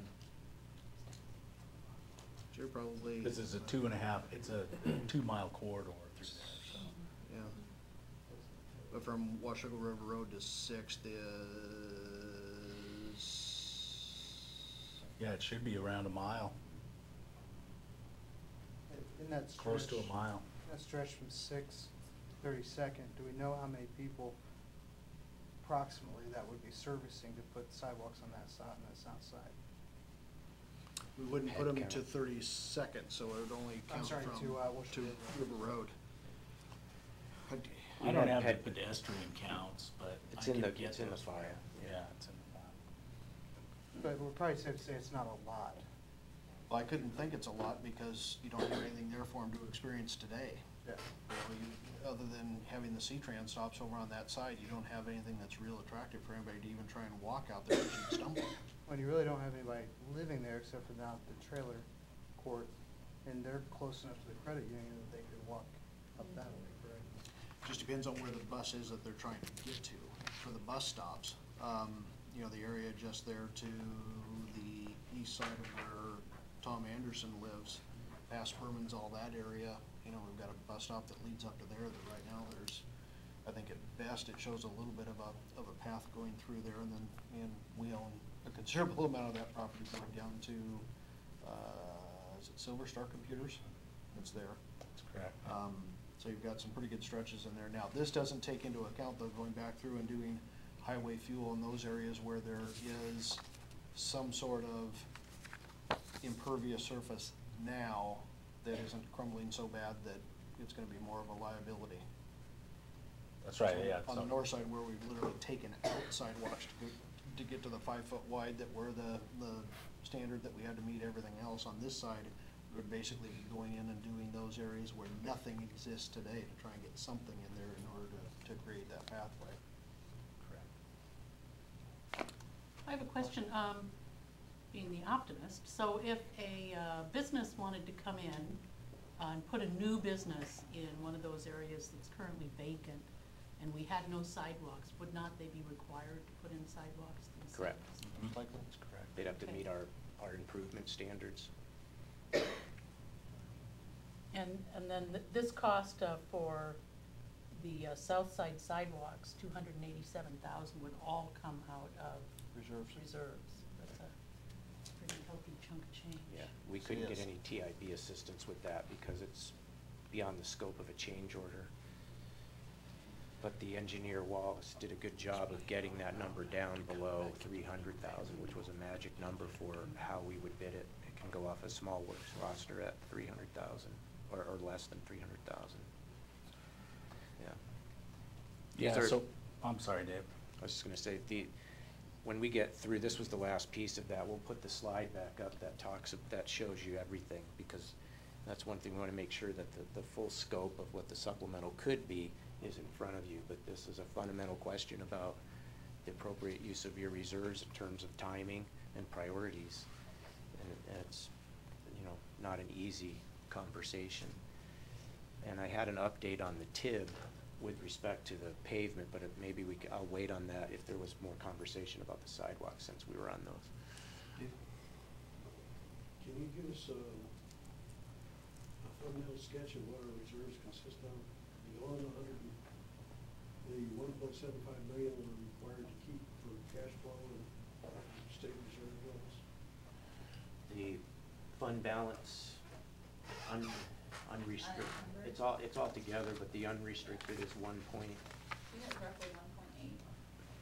And we added 350,000 to that year end in 2010, which is part of the motivation for some of these requests was leveraging some of that savings because of a more robust 2010 than we thought. Nice going, by the way. And the other piece too is, you'll recall that relatively speaking, compared to other communities, a very sizable reserve was at our discretion for 2011. 600,000 was placed into the EMS fund because it was restricted monies and it needed to be there. We created the equipment repair and replacement fund for rolling stock and for technology. So we've made specific a portion of the reserve. So it's part of the reserve, but it's not part of the reserve because we isolated it in that way. And then it's this policy level reserve in the 1.8. 2.1 million. So that's what. Does that include the 600,000 in the EMS, for the No, this is the unencumbered. technology fund? So No. aside from those, setting those aside, you have 2.1 million.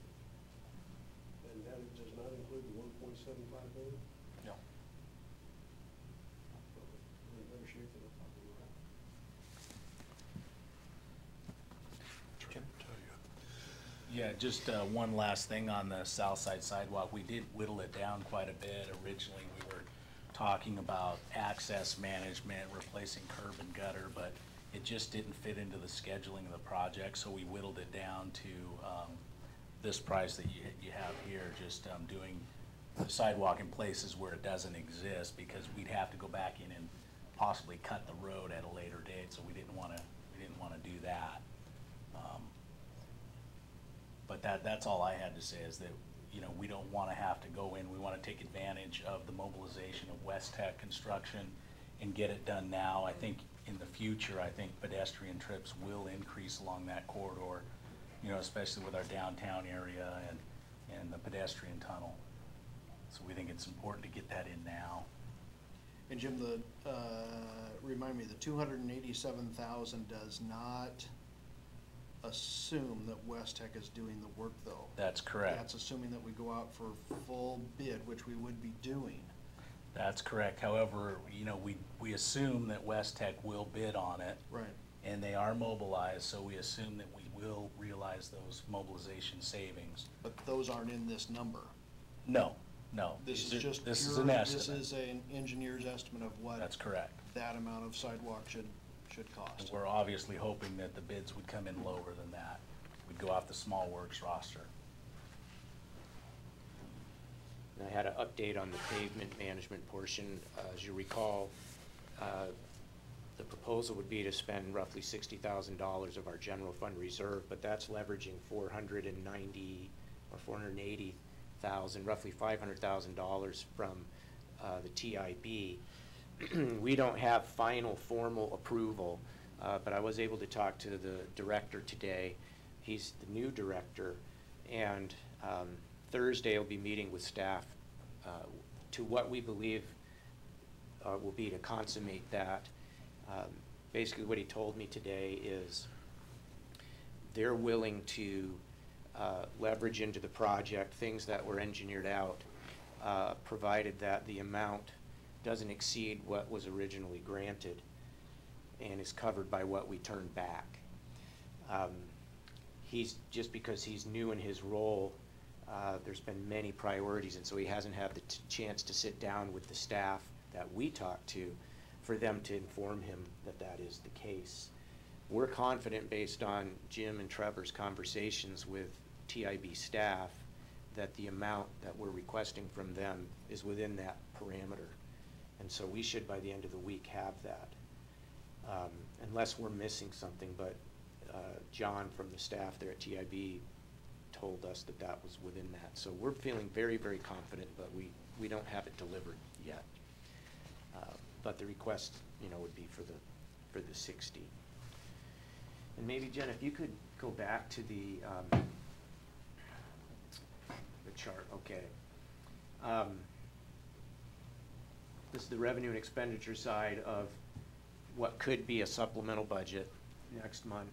And you can see the big ticket items are E Street, and really the big ticket piece of that is the south side sidewalks. There's 60 of that is for the pavement enhancements that we've discussed, leveraging almost $500,000 from TIB. I think the key decision there for you is these sidewalks and that $290,000. Following through the next item, following through on our direction on the remaining phase of Highway 14 to keep us moving in what's always a multi-year process. We need to get some concepts on paper. We need professional assistance to do that.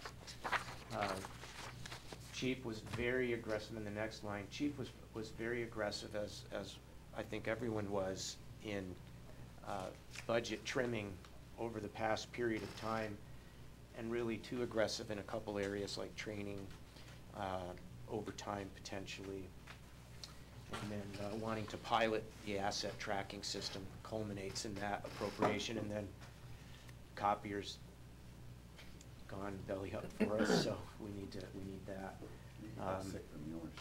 Yeah, it could be. Of course, the Angelo Field question that we talked about, the park expenditure, and then everything else is housekeeping. So, relatively speaking, notwithstanding perhaps the south side sidewalks, relatively modest, really, supplemental budget compared to your overall budget, keeping in mind the $350,000 that was added into the reserve, the unrestricted reserves, at the end of 2010. And we bring those items forward to you still with a sense of prudence. The south side sidewalks, makes sense to do now, like lots of things do, because the bidding climate is so favorable. It's that dilemma of, is that the right thing to do at this right time? Our standard, your standard, clearly calls for an E Street, which is one of the most major arterials that we have, full curb, gutter, and sidewalks on both sides. That's what we say we want that arterial to be in terms of, you know, outside of the roadway. Is this an opportunity now in this bidding climate over time to get good value for the community in investing now? We think that it might be, and we're hopeful that the bidding would be favorable. And also keep in mind, not that this is a rationale to do it, but I forget, Jim, how much the bid for the overall project came in under what we were planning to spend. It was $1.5 million that we enjoyed in savings.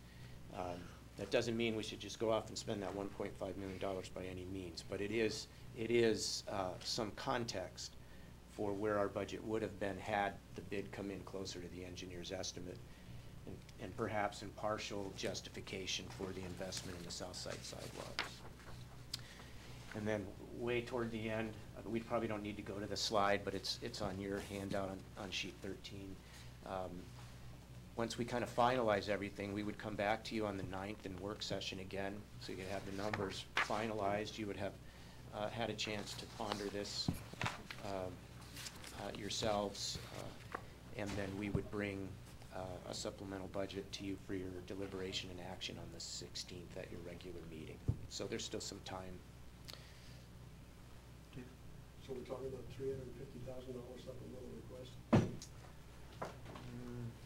it's more I read that figure in there somewhere, did I miss? It's more than that. That was what we saved last year, $350. The total request in the general fund, Jen, will be on the order of a little over 500. That's not revenue offset. Okay, so No, not you're looking quite. to spend 25% of our available reserves. It'll be 4. Yeah, just a hair over 400,000. Yeah, so 4 times. Depending on what the redesign comes in. 20% of our unrestricted reserves for these one-time. Take out the south side sidewalk, then that number, that percentage would go way down. We're gonna get a quarterly request next time? We're gonna get a fall request? Usually. For supplemental? Yeah. Typically, we would do one in October, late September, October, as we go into the full scale on the budgeting. Typically, that's not necessarily requests outside of everything else. That's more cleanup of all the stuff that's happened up to that point throughout the year that we haven't already caught and corrected the budget, that type of thing on there. I think if there were things that came forward at that point, Dave, we would probably be looking to put them in, unless they were an emergency situation, we'd be looking to put them into the 2012 budget request itself rather than an amendment for 2011. I'm completely in love with every one of these requests, but, and it's a big but, 25 or 20% of our available reserves, a dollar out of those reserves concerns me right now. 20% really concerns me. There's just no way around it. I think there's where, you know, as Dave says, that's the topic of conversation of what is that palatable and reasonable use of the reserves that are there over and above what we have set aside for certain things or just set aside by code. We need a decision on the construction stuff pretty quickly, right? On the stuff on the south side sidewalks, I think at least some feel, even from council just in discussions, is, you know, if that's an important thing to you or not to see those sidewalks down there. There certainly are some things that we would have to do if they were to move forward in a best case scenario to make sure that the bids are in, that work gets done, gets scheduled, that type of stuff prior to that asphalt going down in that section, most certainly. Potentially also, depending on how early we make a decision, if you choose to have us go out for bid on it, that could certainly have an effect positively, but a real effect to somebody like a West Tech, if they can look at it and say, yeah, given this timing that they wanna do, we're still gonna have this equipment here, we could bid X instead of Y, and not have to bring stuff back in and be able to do that in there, so. I think that's really the discussion point that we're at now from a staff level, to get a better feel for whether it's go for them or don't go for them. I think that the consensus last time was that the council was for it. You want to vote on that? I don't know, Pavement. on the pavement side, Yeah. on the south side sidewalks, I don't know that we got a good feel for We consensus at deferred the all. conversation too. I thought there was some. I believe what we I got. don't think we feel that there Yeah. was one, but I felt that there was pretty strong consensus around the leveraging the TIB money and the 60,000 out of general fund reserves for the pavement management, that was really sound. I think we kind of ran out of time that evening on the south side sidewalks. I think there was consensus that they would be a good thing, but like you mentioned, whether it is the appropriate use of reserves at this time for that amount. I think that request was to defer the conversation until this meeting. Having expressed my concerns, I would vote for it. I'll come looking for my pound of flesh later. And I will be hard pressed to support additional requests later in the year. And I will be looking for additional savings later in the year. You guys did a tremendous job last year. I'll be looking for a repeat. and/or revenue, Say again? and/or revenue. That would always happen. Yeah, I think, I haven't seen anything in regards to the E Street project itself, other than the items that we've already approved or the items that are here. I know when those contracts were originally let, we certainly had it bid in a way that we had, I can't do my math on my alphabet fast enough, there were 12 or 13 ad alternates that were outside of there, plus the water line. That we had a bid separately, that we went through and said, in order to scale this back, you know, take it to this level, and then also price out these other things, and we can decide later if we want to add those back in. There were some additional landscape areas, there were a lot of different odds and ends that were value engineered out, but left on the ad alternate list. Right, and I think we wish we had added some more ad alternates, I think, you know, in discussions with Trevor when he originally started this, but, you know, that said, there are things that will come up, you know, there's areas where, you know, we were talking last week on 12th Street where, you know, where you tie in new pavement to the existing, and the existing pavement is just, you know, alligator or broken beyond repair. I mean, you've got to go back to a good portion. So there are change orders that will probably come up, you know, before this is over. Just a And some of cautionary tale. Some of those are in some of the contingency funds that are there as well. But I think, I guess where I wanted to go with the conversation is the number. I don't remember anything else that's out there on the ad alternates that we've looked at that says that it's really got substantial value to the community to bring back, with the exception of the water line, the asphalt paving system, and potentially, depending on what your conversations may be in regards to the south side sidewalks as well. For me, it just seems like an odd one as we go through and do that entire corridor. We still have this section, portion of which the city owns, that we haven't affected as far as the sidewalks on that side, to try and get that continuity of pedestrian traffic, which was one of the drivers of the project, no pun intended. As far as I'm concerned, pretty much everything on your list I'm in favor of. The sidewalks, I am really surprised that they got pulled out. I guess I hadn't realized it, you know, over the year and the months that we've talked about it. But, yeah, I finished this off a project, and I think it would be foolish not to take advantage of the construction company we have out there right now, and the fact that the roads are already gonna be torn up, and to go ahead and do it. I do hate to use the reserves, but at the same time, like I said, it finishes off the project, and it needs to be done. Is it possible to have C-Tran not do their pickups on that south side?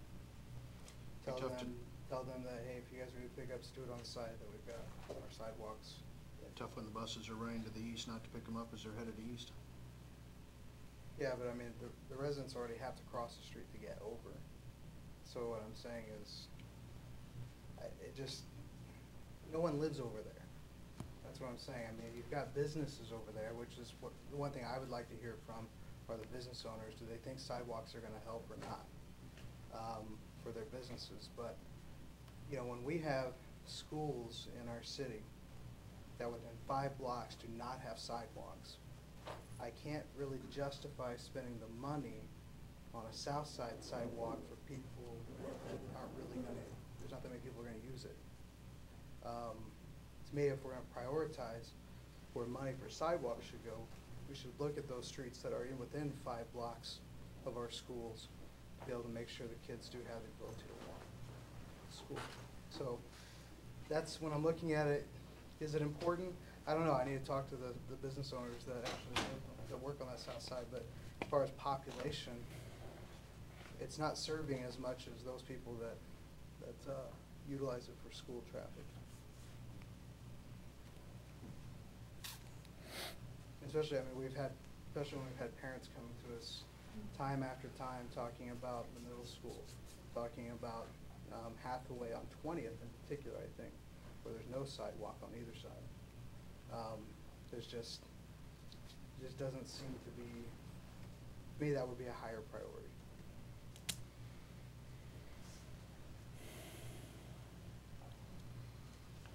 Any other, Molly? Yeah, I do have concerns about this project and the sidewalks. It is pretty expensive, but I think one thing that would make me lean towards accepting this and agreeing is the fact that I came a couple of weeks ago to talk to Jim, and there had been a couple of people that had asked me about putting extra sidewalks in on Main Street, and when I found out what it took to put in a sidewalk, it's not just reflective paint and you send a crew out there to do it. Crosswalks? Crosswalks, sorry, not sidewalks, crosswalks. So there are all of these limitations on where you can put a crosswalk and what the distance is and what the terminus, one side and the other, and you have to have ADA ramps. And so, I mean, I think I would almost lean towards sidewalks, even though it's a big dollar item, because it's hazardous to cross. It's going to be it's going to be problematic to get across East Street because there will not be really what I would consider enough crosswalks, but it's just by engineering standards, federal, I don't know, somewhere. I'm still looking for that person to talk to. Yeah, exactly. But that's on turn lights. Oh. Other comments, thoughts? Jim? Just to follow up on Councilman Russell's conversation about Jump to Guard, I think you mentioned Jump to Guard Middle School. We did meet with Safe Routes, Washington State DOT engineer last week, so we are looking into the Safe Routes to School grant, and there may be some opportunities over there, and then so it's just an ongoing conversation that we have every year with sidewalks, and then there's also the CDBG money that we look for. But yeah, you're right, there are priorities there, but we're constantly looking to fill those funding needs. Just wanted to throw that out there. Yeah, it's just, we look at this project and, we've been getting complaints about these sidewalks before East Street was even a thought in someone's mind. So this has been an ongoing issue that these sidewalks have not been addressed. And, and then now we're kind of looking at how do we put sidewalks when there's no one that even really lives over on that side of the road. When you look between 6th and Washougal River Road. So, I mean, and if we could talk to C-Tran about somehow rerouting so that they don't make stops on that side, because people would not cross over if it wasn't for C-Tran. So, to me it seems like the burden is on C-Tran to make it safer for their ridership.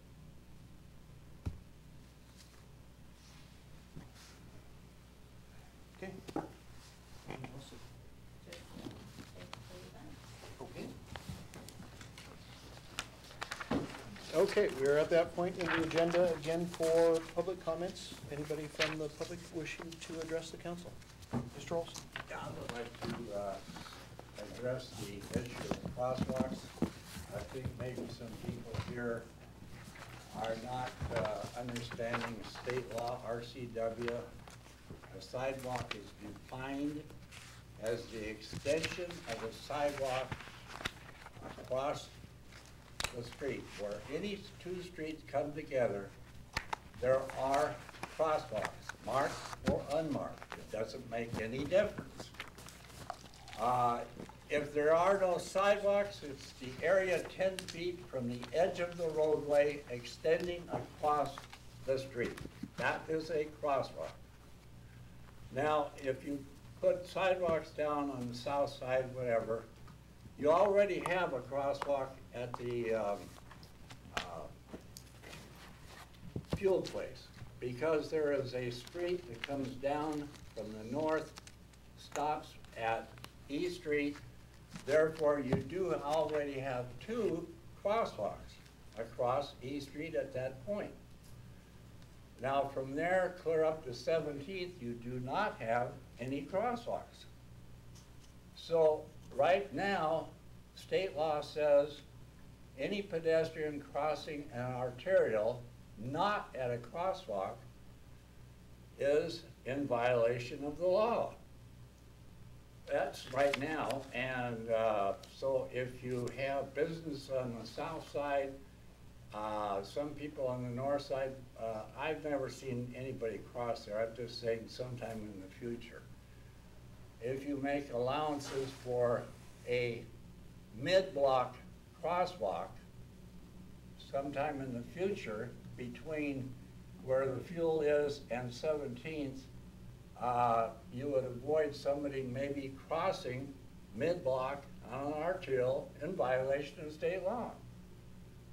So it's something to consider on crosswalks.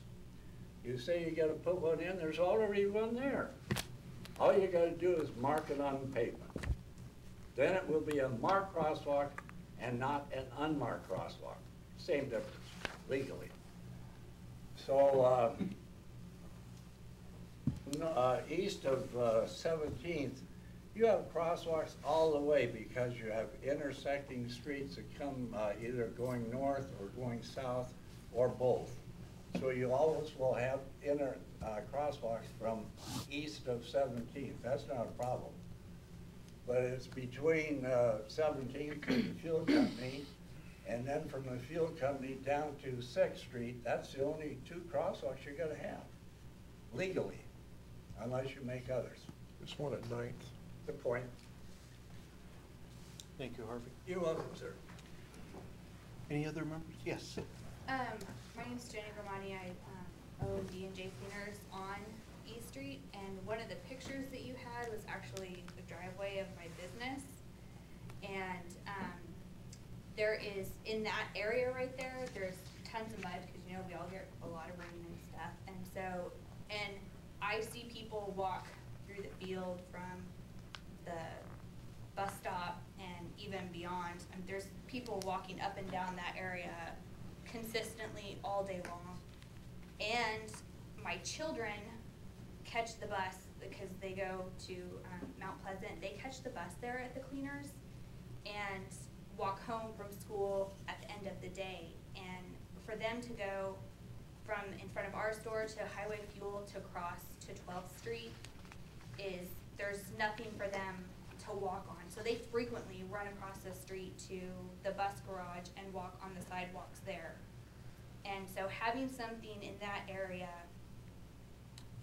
would be beneficial for the carpets in my store, because I track a lot of mud, and for the safety of my children who, you know, I can't always drive them home when they get home from school. I can sometimes, but not always. And for them to be able to walk there, and for them to be able to cross there and walk on the other side where they're not necessarily in the Highway Fuel parking lot is even better. But even if there are sidewalks where they can walk there, it's definitely an improvement that my business is already been impacted by what's going on East Street, that bit of adding sidewalks there is not gonna make so much of a difference where I would be against it at all, because it would be, ultimately, it would be more beneficial for those of us. I know there's not a lot of businesses, but there's 3 of us right there, and our driveways are falling apart. Some of it, in front of the computer place got repaired, a hole in front of mine that I drive over every day got repaired, but there's a lot there that could benefit from having some small amounts of TLC. Thank you, Jenny. Anyone else from the public wishing to address the council? Okay. Updates, discussion items. I don't believe I have anything tonight. Mr. Scott? Nothing, Mayor. Council members? Dave, welcome back. Thank you. I can report that Hawaii is warm. And a lot of fun. I didn't get a chance to weigh in on the Ethics Committee creation last week, so I'll do so very briefly now. This council doesn't need an Ethics Committee. If council members don't know the right from wrong, it will be apparent to the voters who can take the appropriate action to either recall them or not re-elect errant members. Having council members perform that function leads to partisan mischief that distracts the council from its duty to the voters. And I'll leave it at that. Thanks, Dave. John? No, I don't have anything. Jennifer? Yeah, I do. During Finance Committee meetings today, I was reviewing the payables and came across claim for expenses for Jennifer Schroeder, it looks like. $102.75 for these tablecloths. That sound about right? Mm-hmm. I assume that that's what this is for, because it says council chambers tablecloths. And council again, now is the cost for this coming out of the council's account? I believe that line item? we coded it to the council Code. supplies for this room, yes. Council supplies. Okay. As far as the cleaning and maintenance of these tablecloths, will they be going to the cleaners to get laundered regularly, or, because I don't. I wasn't planning on having them dry cleaned, no. I was just either going to take them home and wash them, or we do have a washer and dryer over in the house next door. Okay. Well, okay, interesting. I have a bit of a problem with this, just because I think that the plastic white tables are fine for our informal meetings, and I never would have thought that we needed to buy tablecloth. I think $102.75 could have been put towards some other expense, in my personal opinion, and I don't think it should be part of your job description to wash the tablecloths. Frankly, you're our finance director. So that's really all I wanted to say about it. Michael? Yeah, I just wanted to give some additional thoughts about our ethics committee, and I wanted to just add some items that we should potentially think about as a council. One thing I think we didn't do last week was define exactly 5 specific items of the committee itself: composition of the members, appointment process of the members, purpose of the committee, scope of the committee, and also a deadline for recommending council action.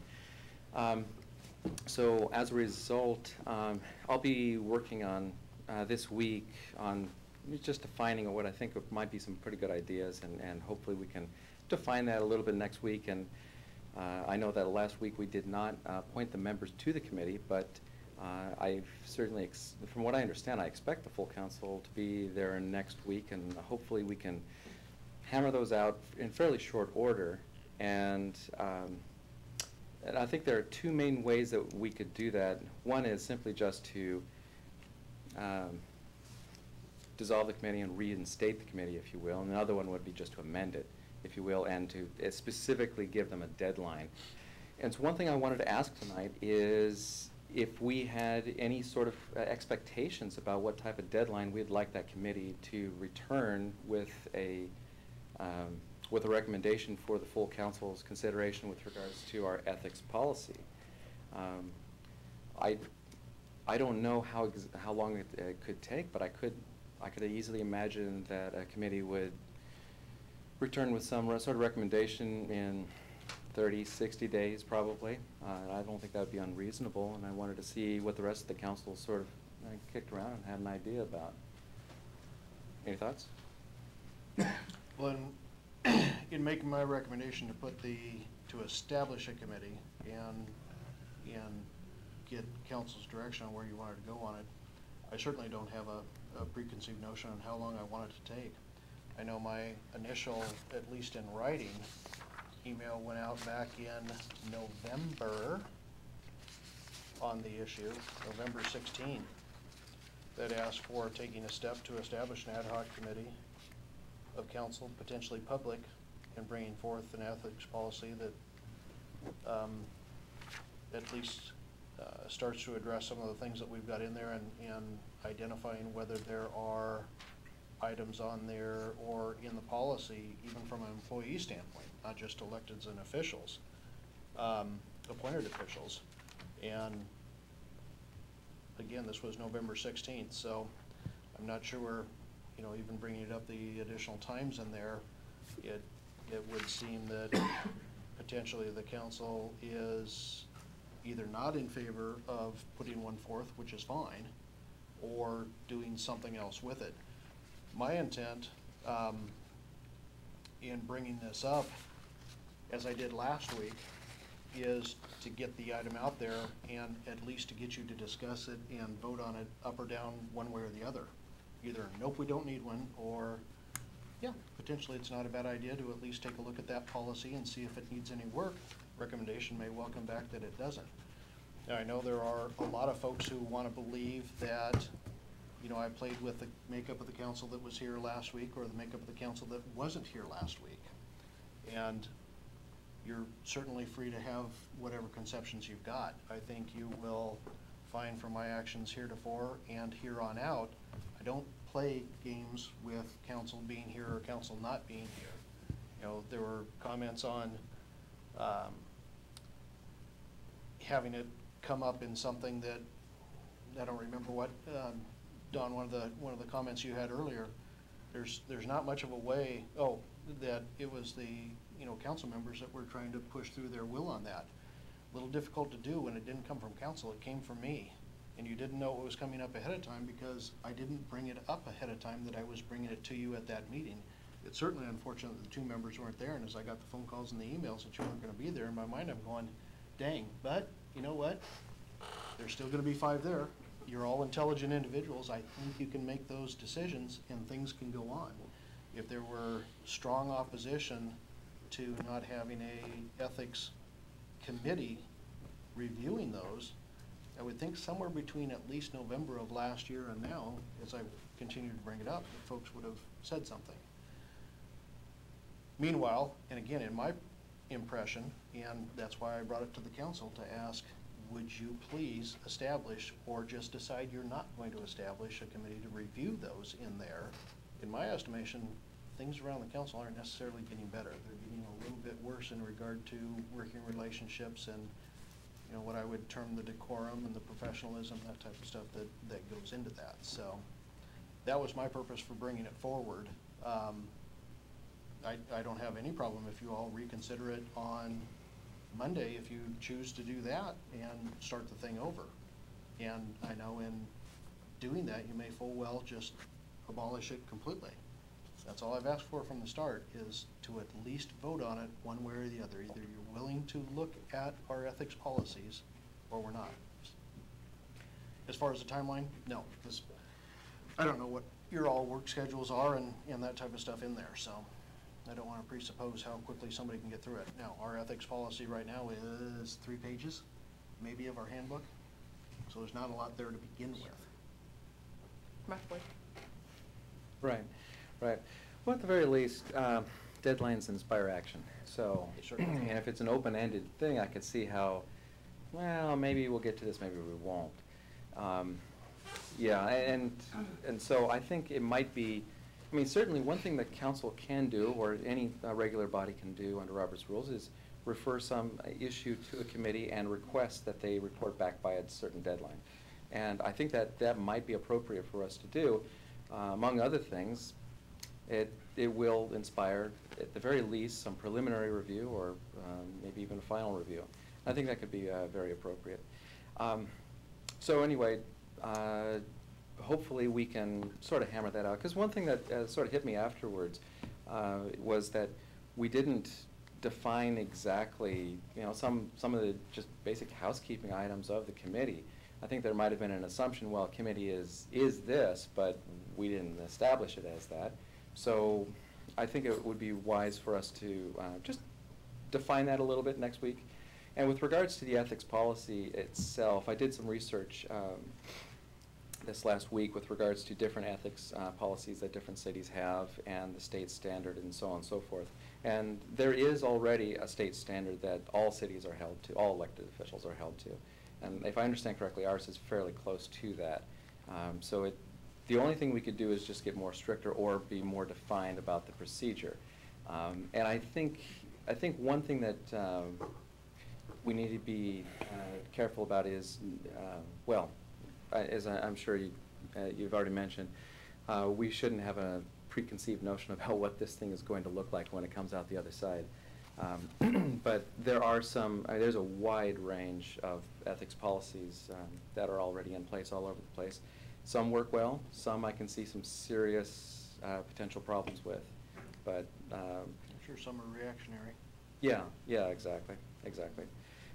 Yep, so anyway, that's all I have to say about that. I just wanted to mention that Habitat for Humanity will be having groundbreaking for their new project this Saturday at 10 o'clock at Patton Park. That's 9904 Northeast 69. I know that I and several other members of council worked on the project last year and had a lot more fun than we ever expected. So Habitat is a great people, great project, and great fun. Not this coming week, but the week after, I will be out of town in the midweek. It shouldn't affect any city meetings. That's it. Thanks, Paul. Rod? Just that since we haven't seemed to have had to use it before, do we know what the state standards are for ethics? What is there a code number to go look it up, or is it? Yeah, I don't remember it off the top of my head, but it is pretty easy to find. The main subject of the details over elected officials is prohibition against having an interest in any contract or using a company in which you have ownership interest or profit interest. I think there might be some reference to some forms of nepotism, but I think those are the main it's not main elements. 25 pages, it's just... No, it's actually really short, yeah. Okay. Yeah, if anybody knows that, would they send me an email with those numbers? I'd like to look at those. I've got it at home, I'll send it to you. Paul? Yeah, with regards to this ethics committee, I don't really have any established precept of how many people that would be and what the composition would be, as long as it's, you know, kind of fair and balanced.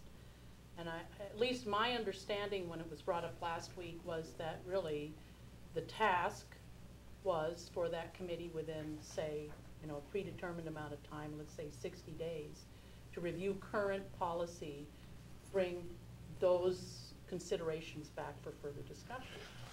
So that would be a stopping point right there if there was the decision made to not continue on with it. But I think it's a fair thing to do. I think it's a good thing to do. And other than that, just the fact that I do have a cemetery board meeting tomorrow, and so just a reminder to everybody that we will be doing Memorial Day up at Washougal Cemetery again this year. We feared that we may not have the buy-in from the VFW again, but yes, we are gonna be doing it. So I'm sure the cemetery board will be abuzz with Memorial Day activity tomorrow. So that's it. Anything else? Dave? I just wanted to respond to something that you said. I remember some of these conversations we had about ethics, and my memory's a little different from yours on that. I remember every time somebody, at least one of us, expressing reservations about some aspect of it. So I think we've had the conversation, gosh, as long as I've been on the council, and that's a little over a year. And there have been concerns expressed. What was missing was a resolution of those concerns. And I think the idea of getting somebody to look at that is a great idea. Thanks. With that, I believe we're adjourned. Now, next week, our schedule next week, 4:30. 4:30, Camas Camas at the library. Second floor. Second floor, like we did last time for economic development. It'll be a work session. It's a big room upstairs. A big room upstairs. Seemed to work well. It fit everybody nicely. And then I think we'll all work hard to complete our workshop there, so that if you want to catch a bite to eat in between until our 6 o'clock meeting. Back here as normal, kind of like what we did before. And that's on EMS? Next Monday? EMS only. Yes, yes, and the sole topic will be the short-term, medium-term solutions to the financial dilemma of our community's EMS system, and feeds into our supplemental budget, as I mentioned. And then beyond that, just a reminder for council, on the 25th, we have a joint meeting here for workshop, still at 6 o'clock, with Planning Commission to talk about things like any questions you may have in regard to the rezones that are coming back your direction, off-site signage, and was there one other topic in there? School impact fees. School impact fee, oh, Right. trying to get both Camas and Washougal school districts here at the same time, again, similar to what we did last year, to talk about their potential adjustments to impact fees. We would have that joint meeting first, and then move into any regular business that we had where we needed to present something that would be on the following week's agenda. Okay, with that, we're adjourned. Yeah. You might want to, I know it sounds like the council's pretty set on who they want to go. Oh.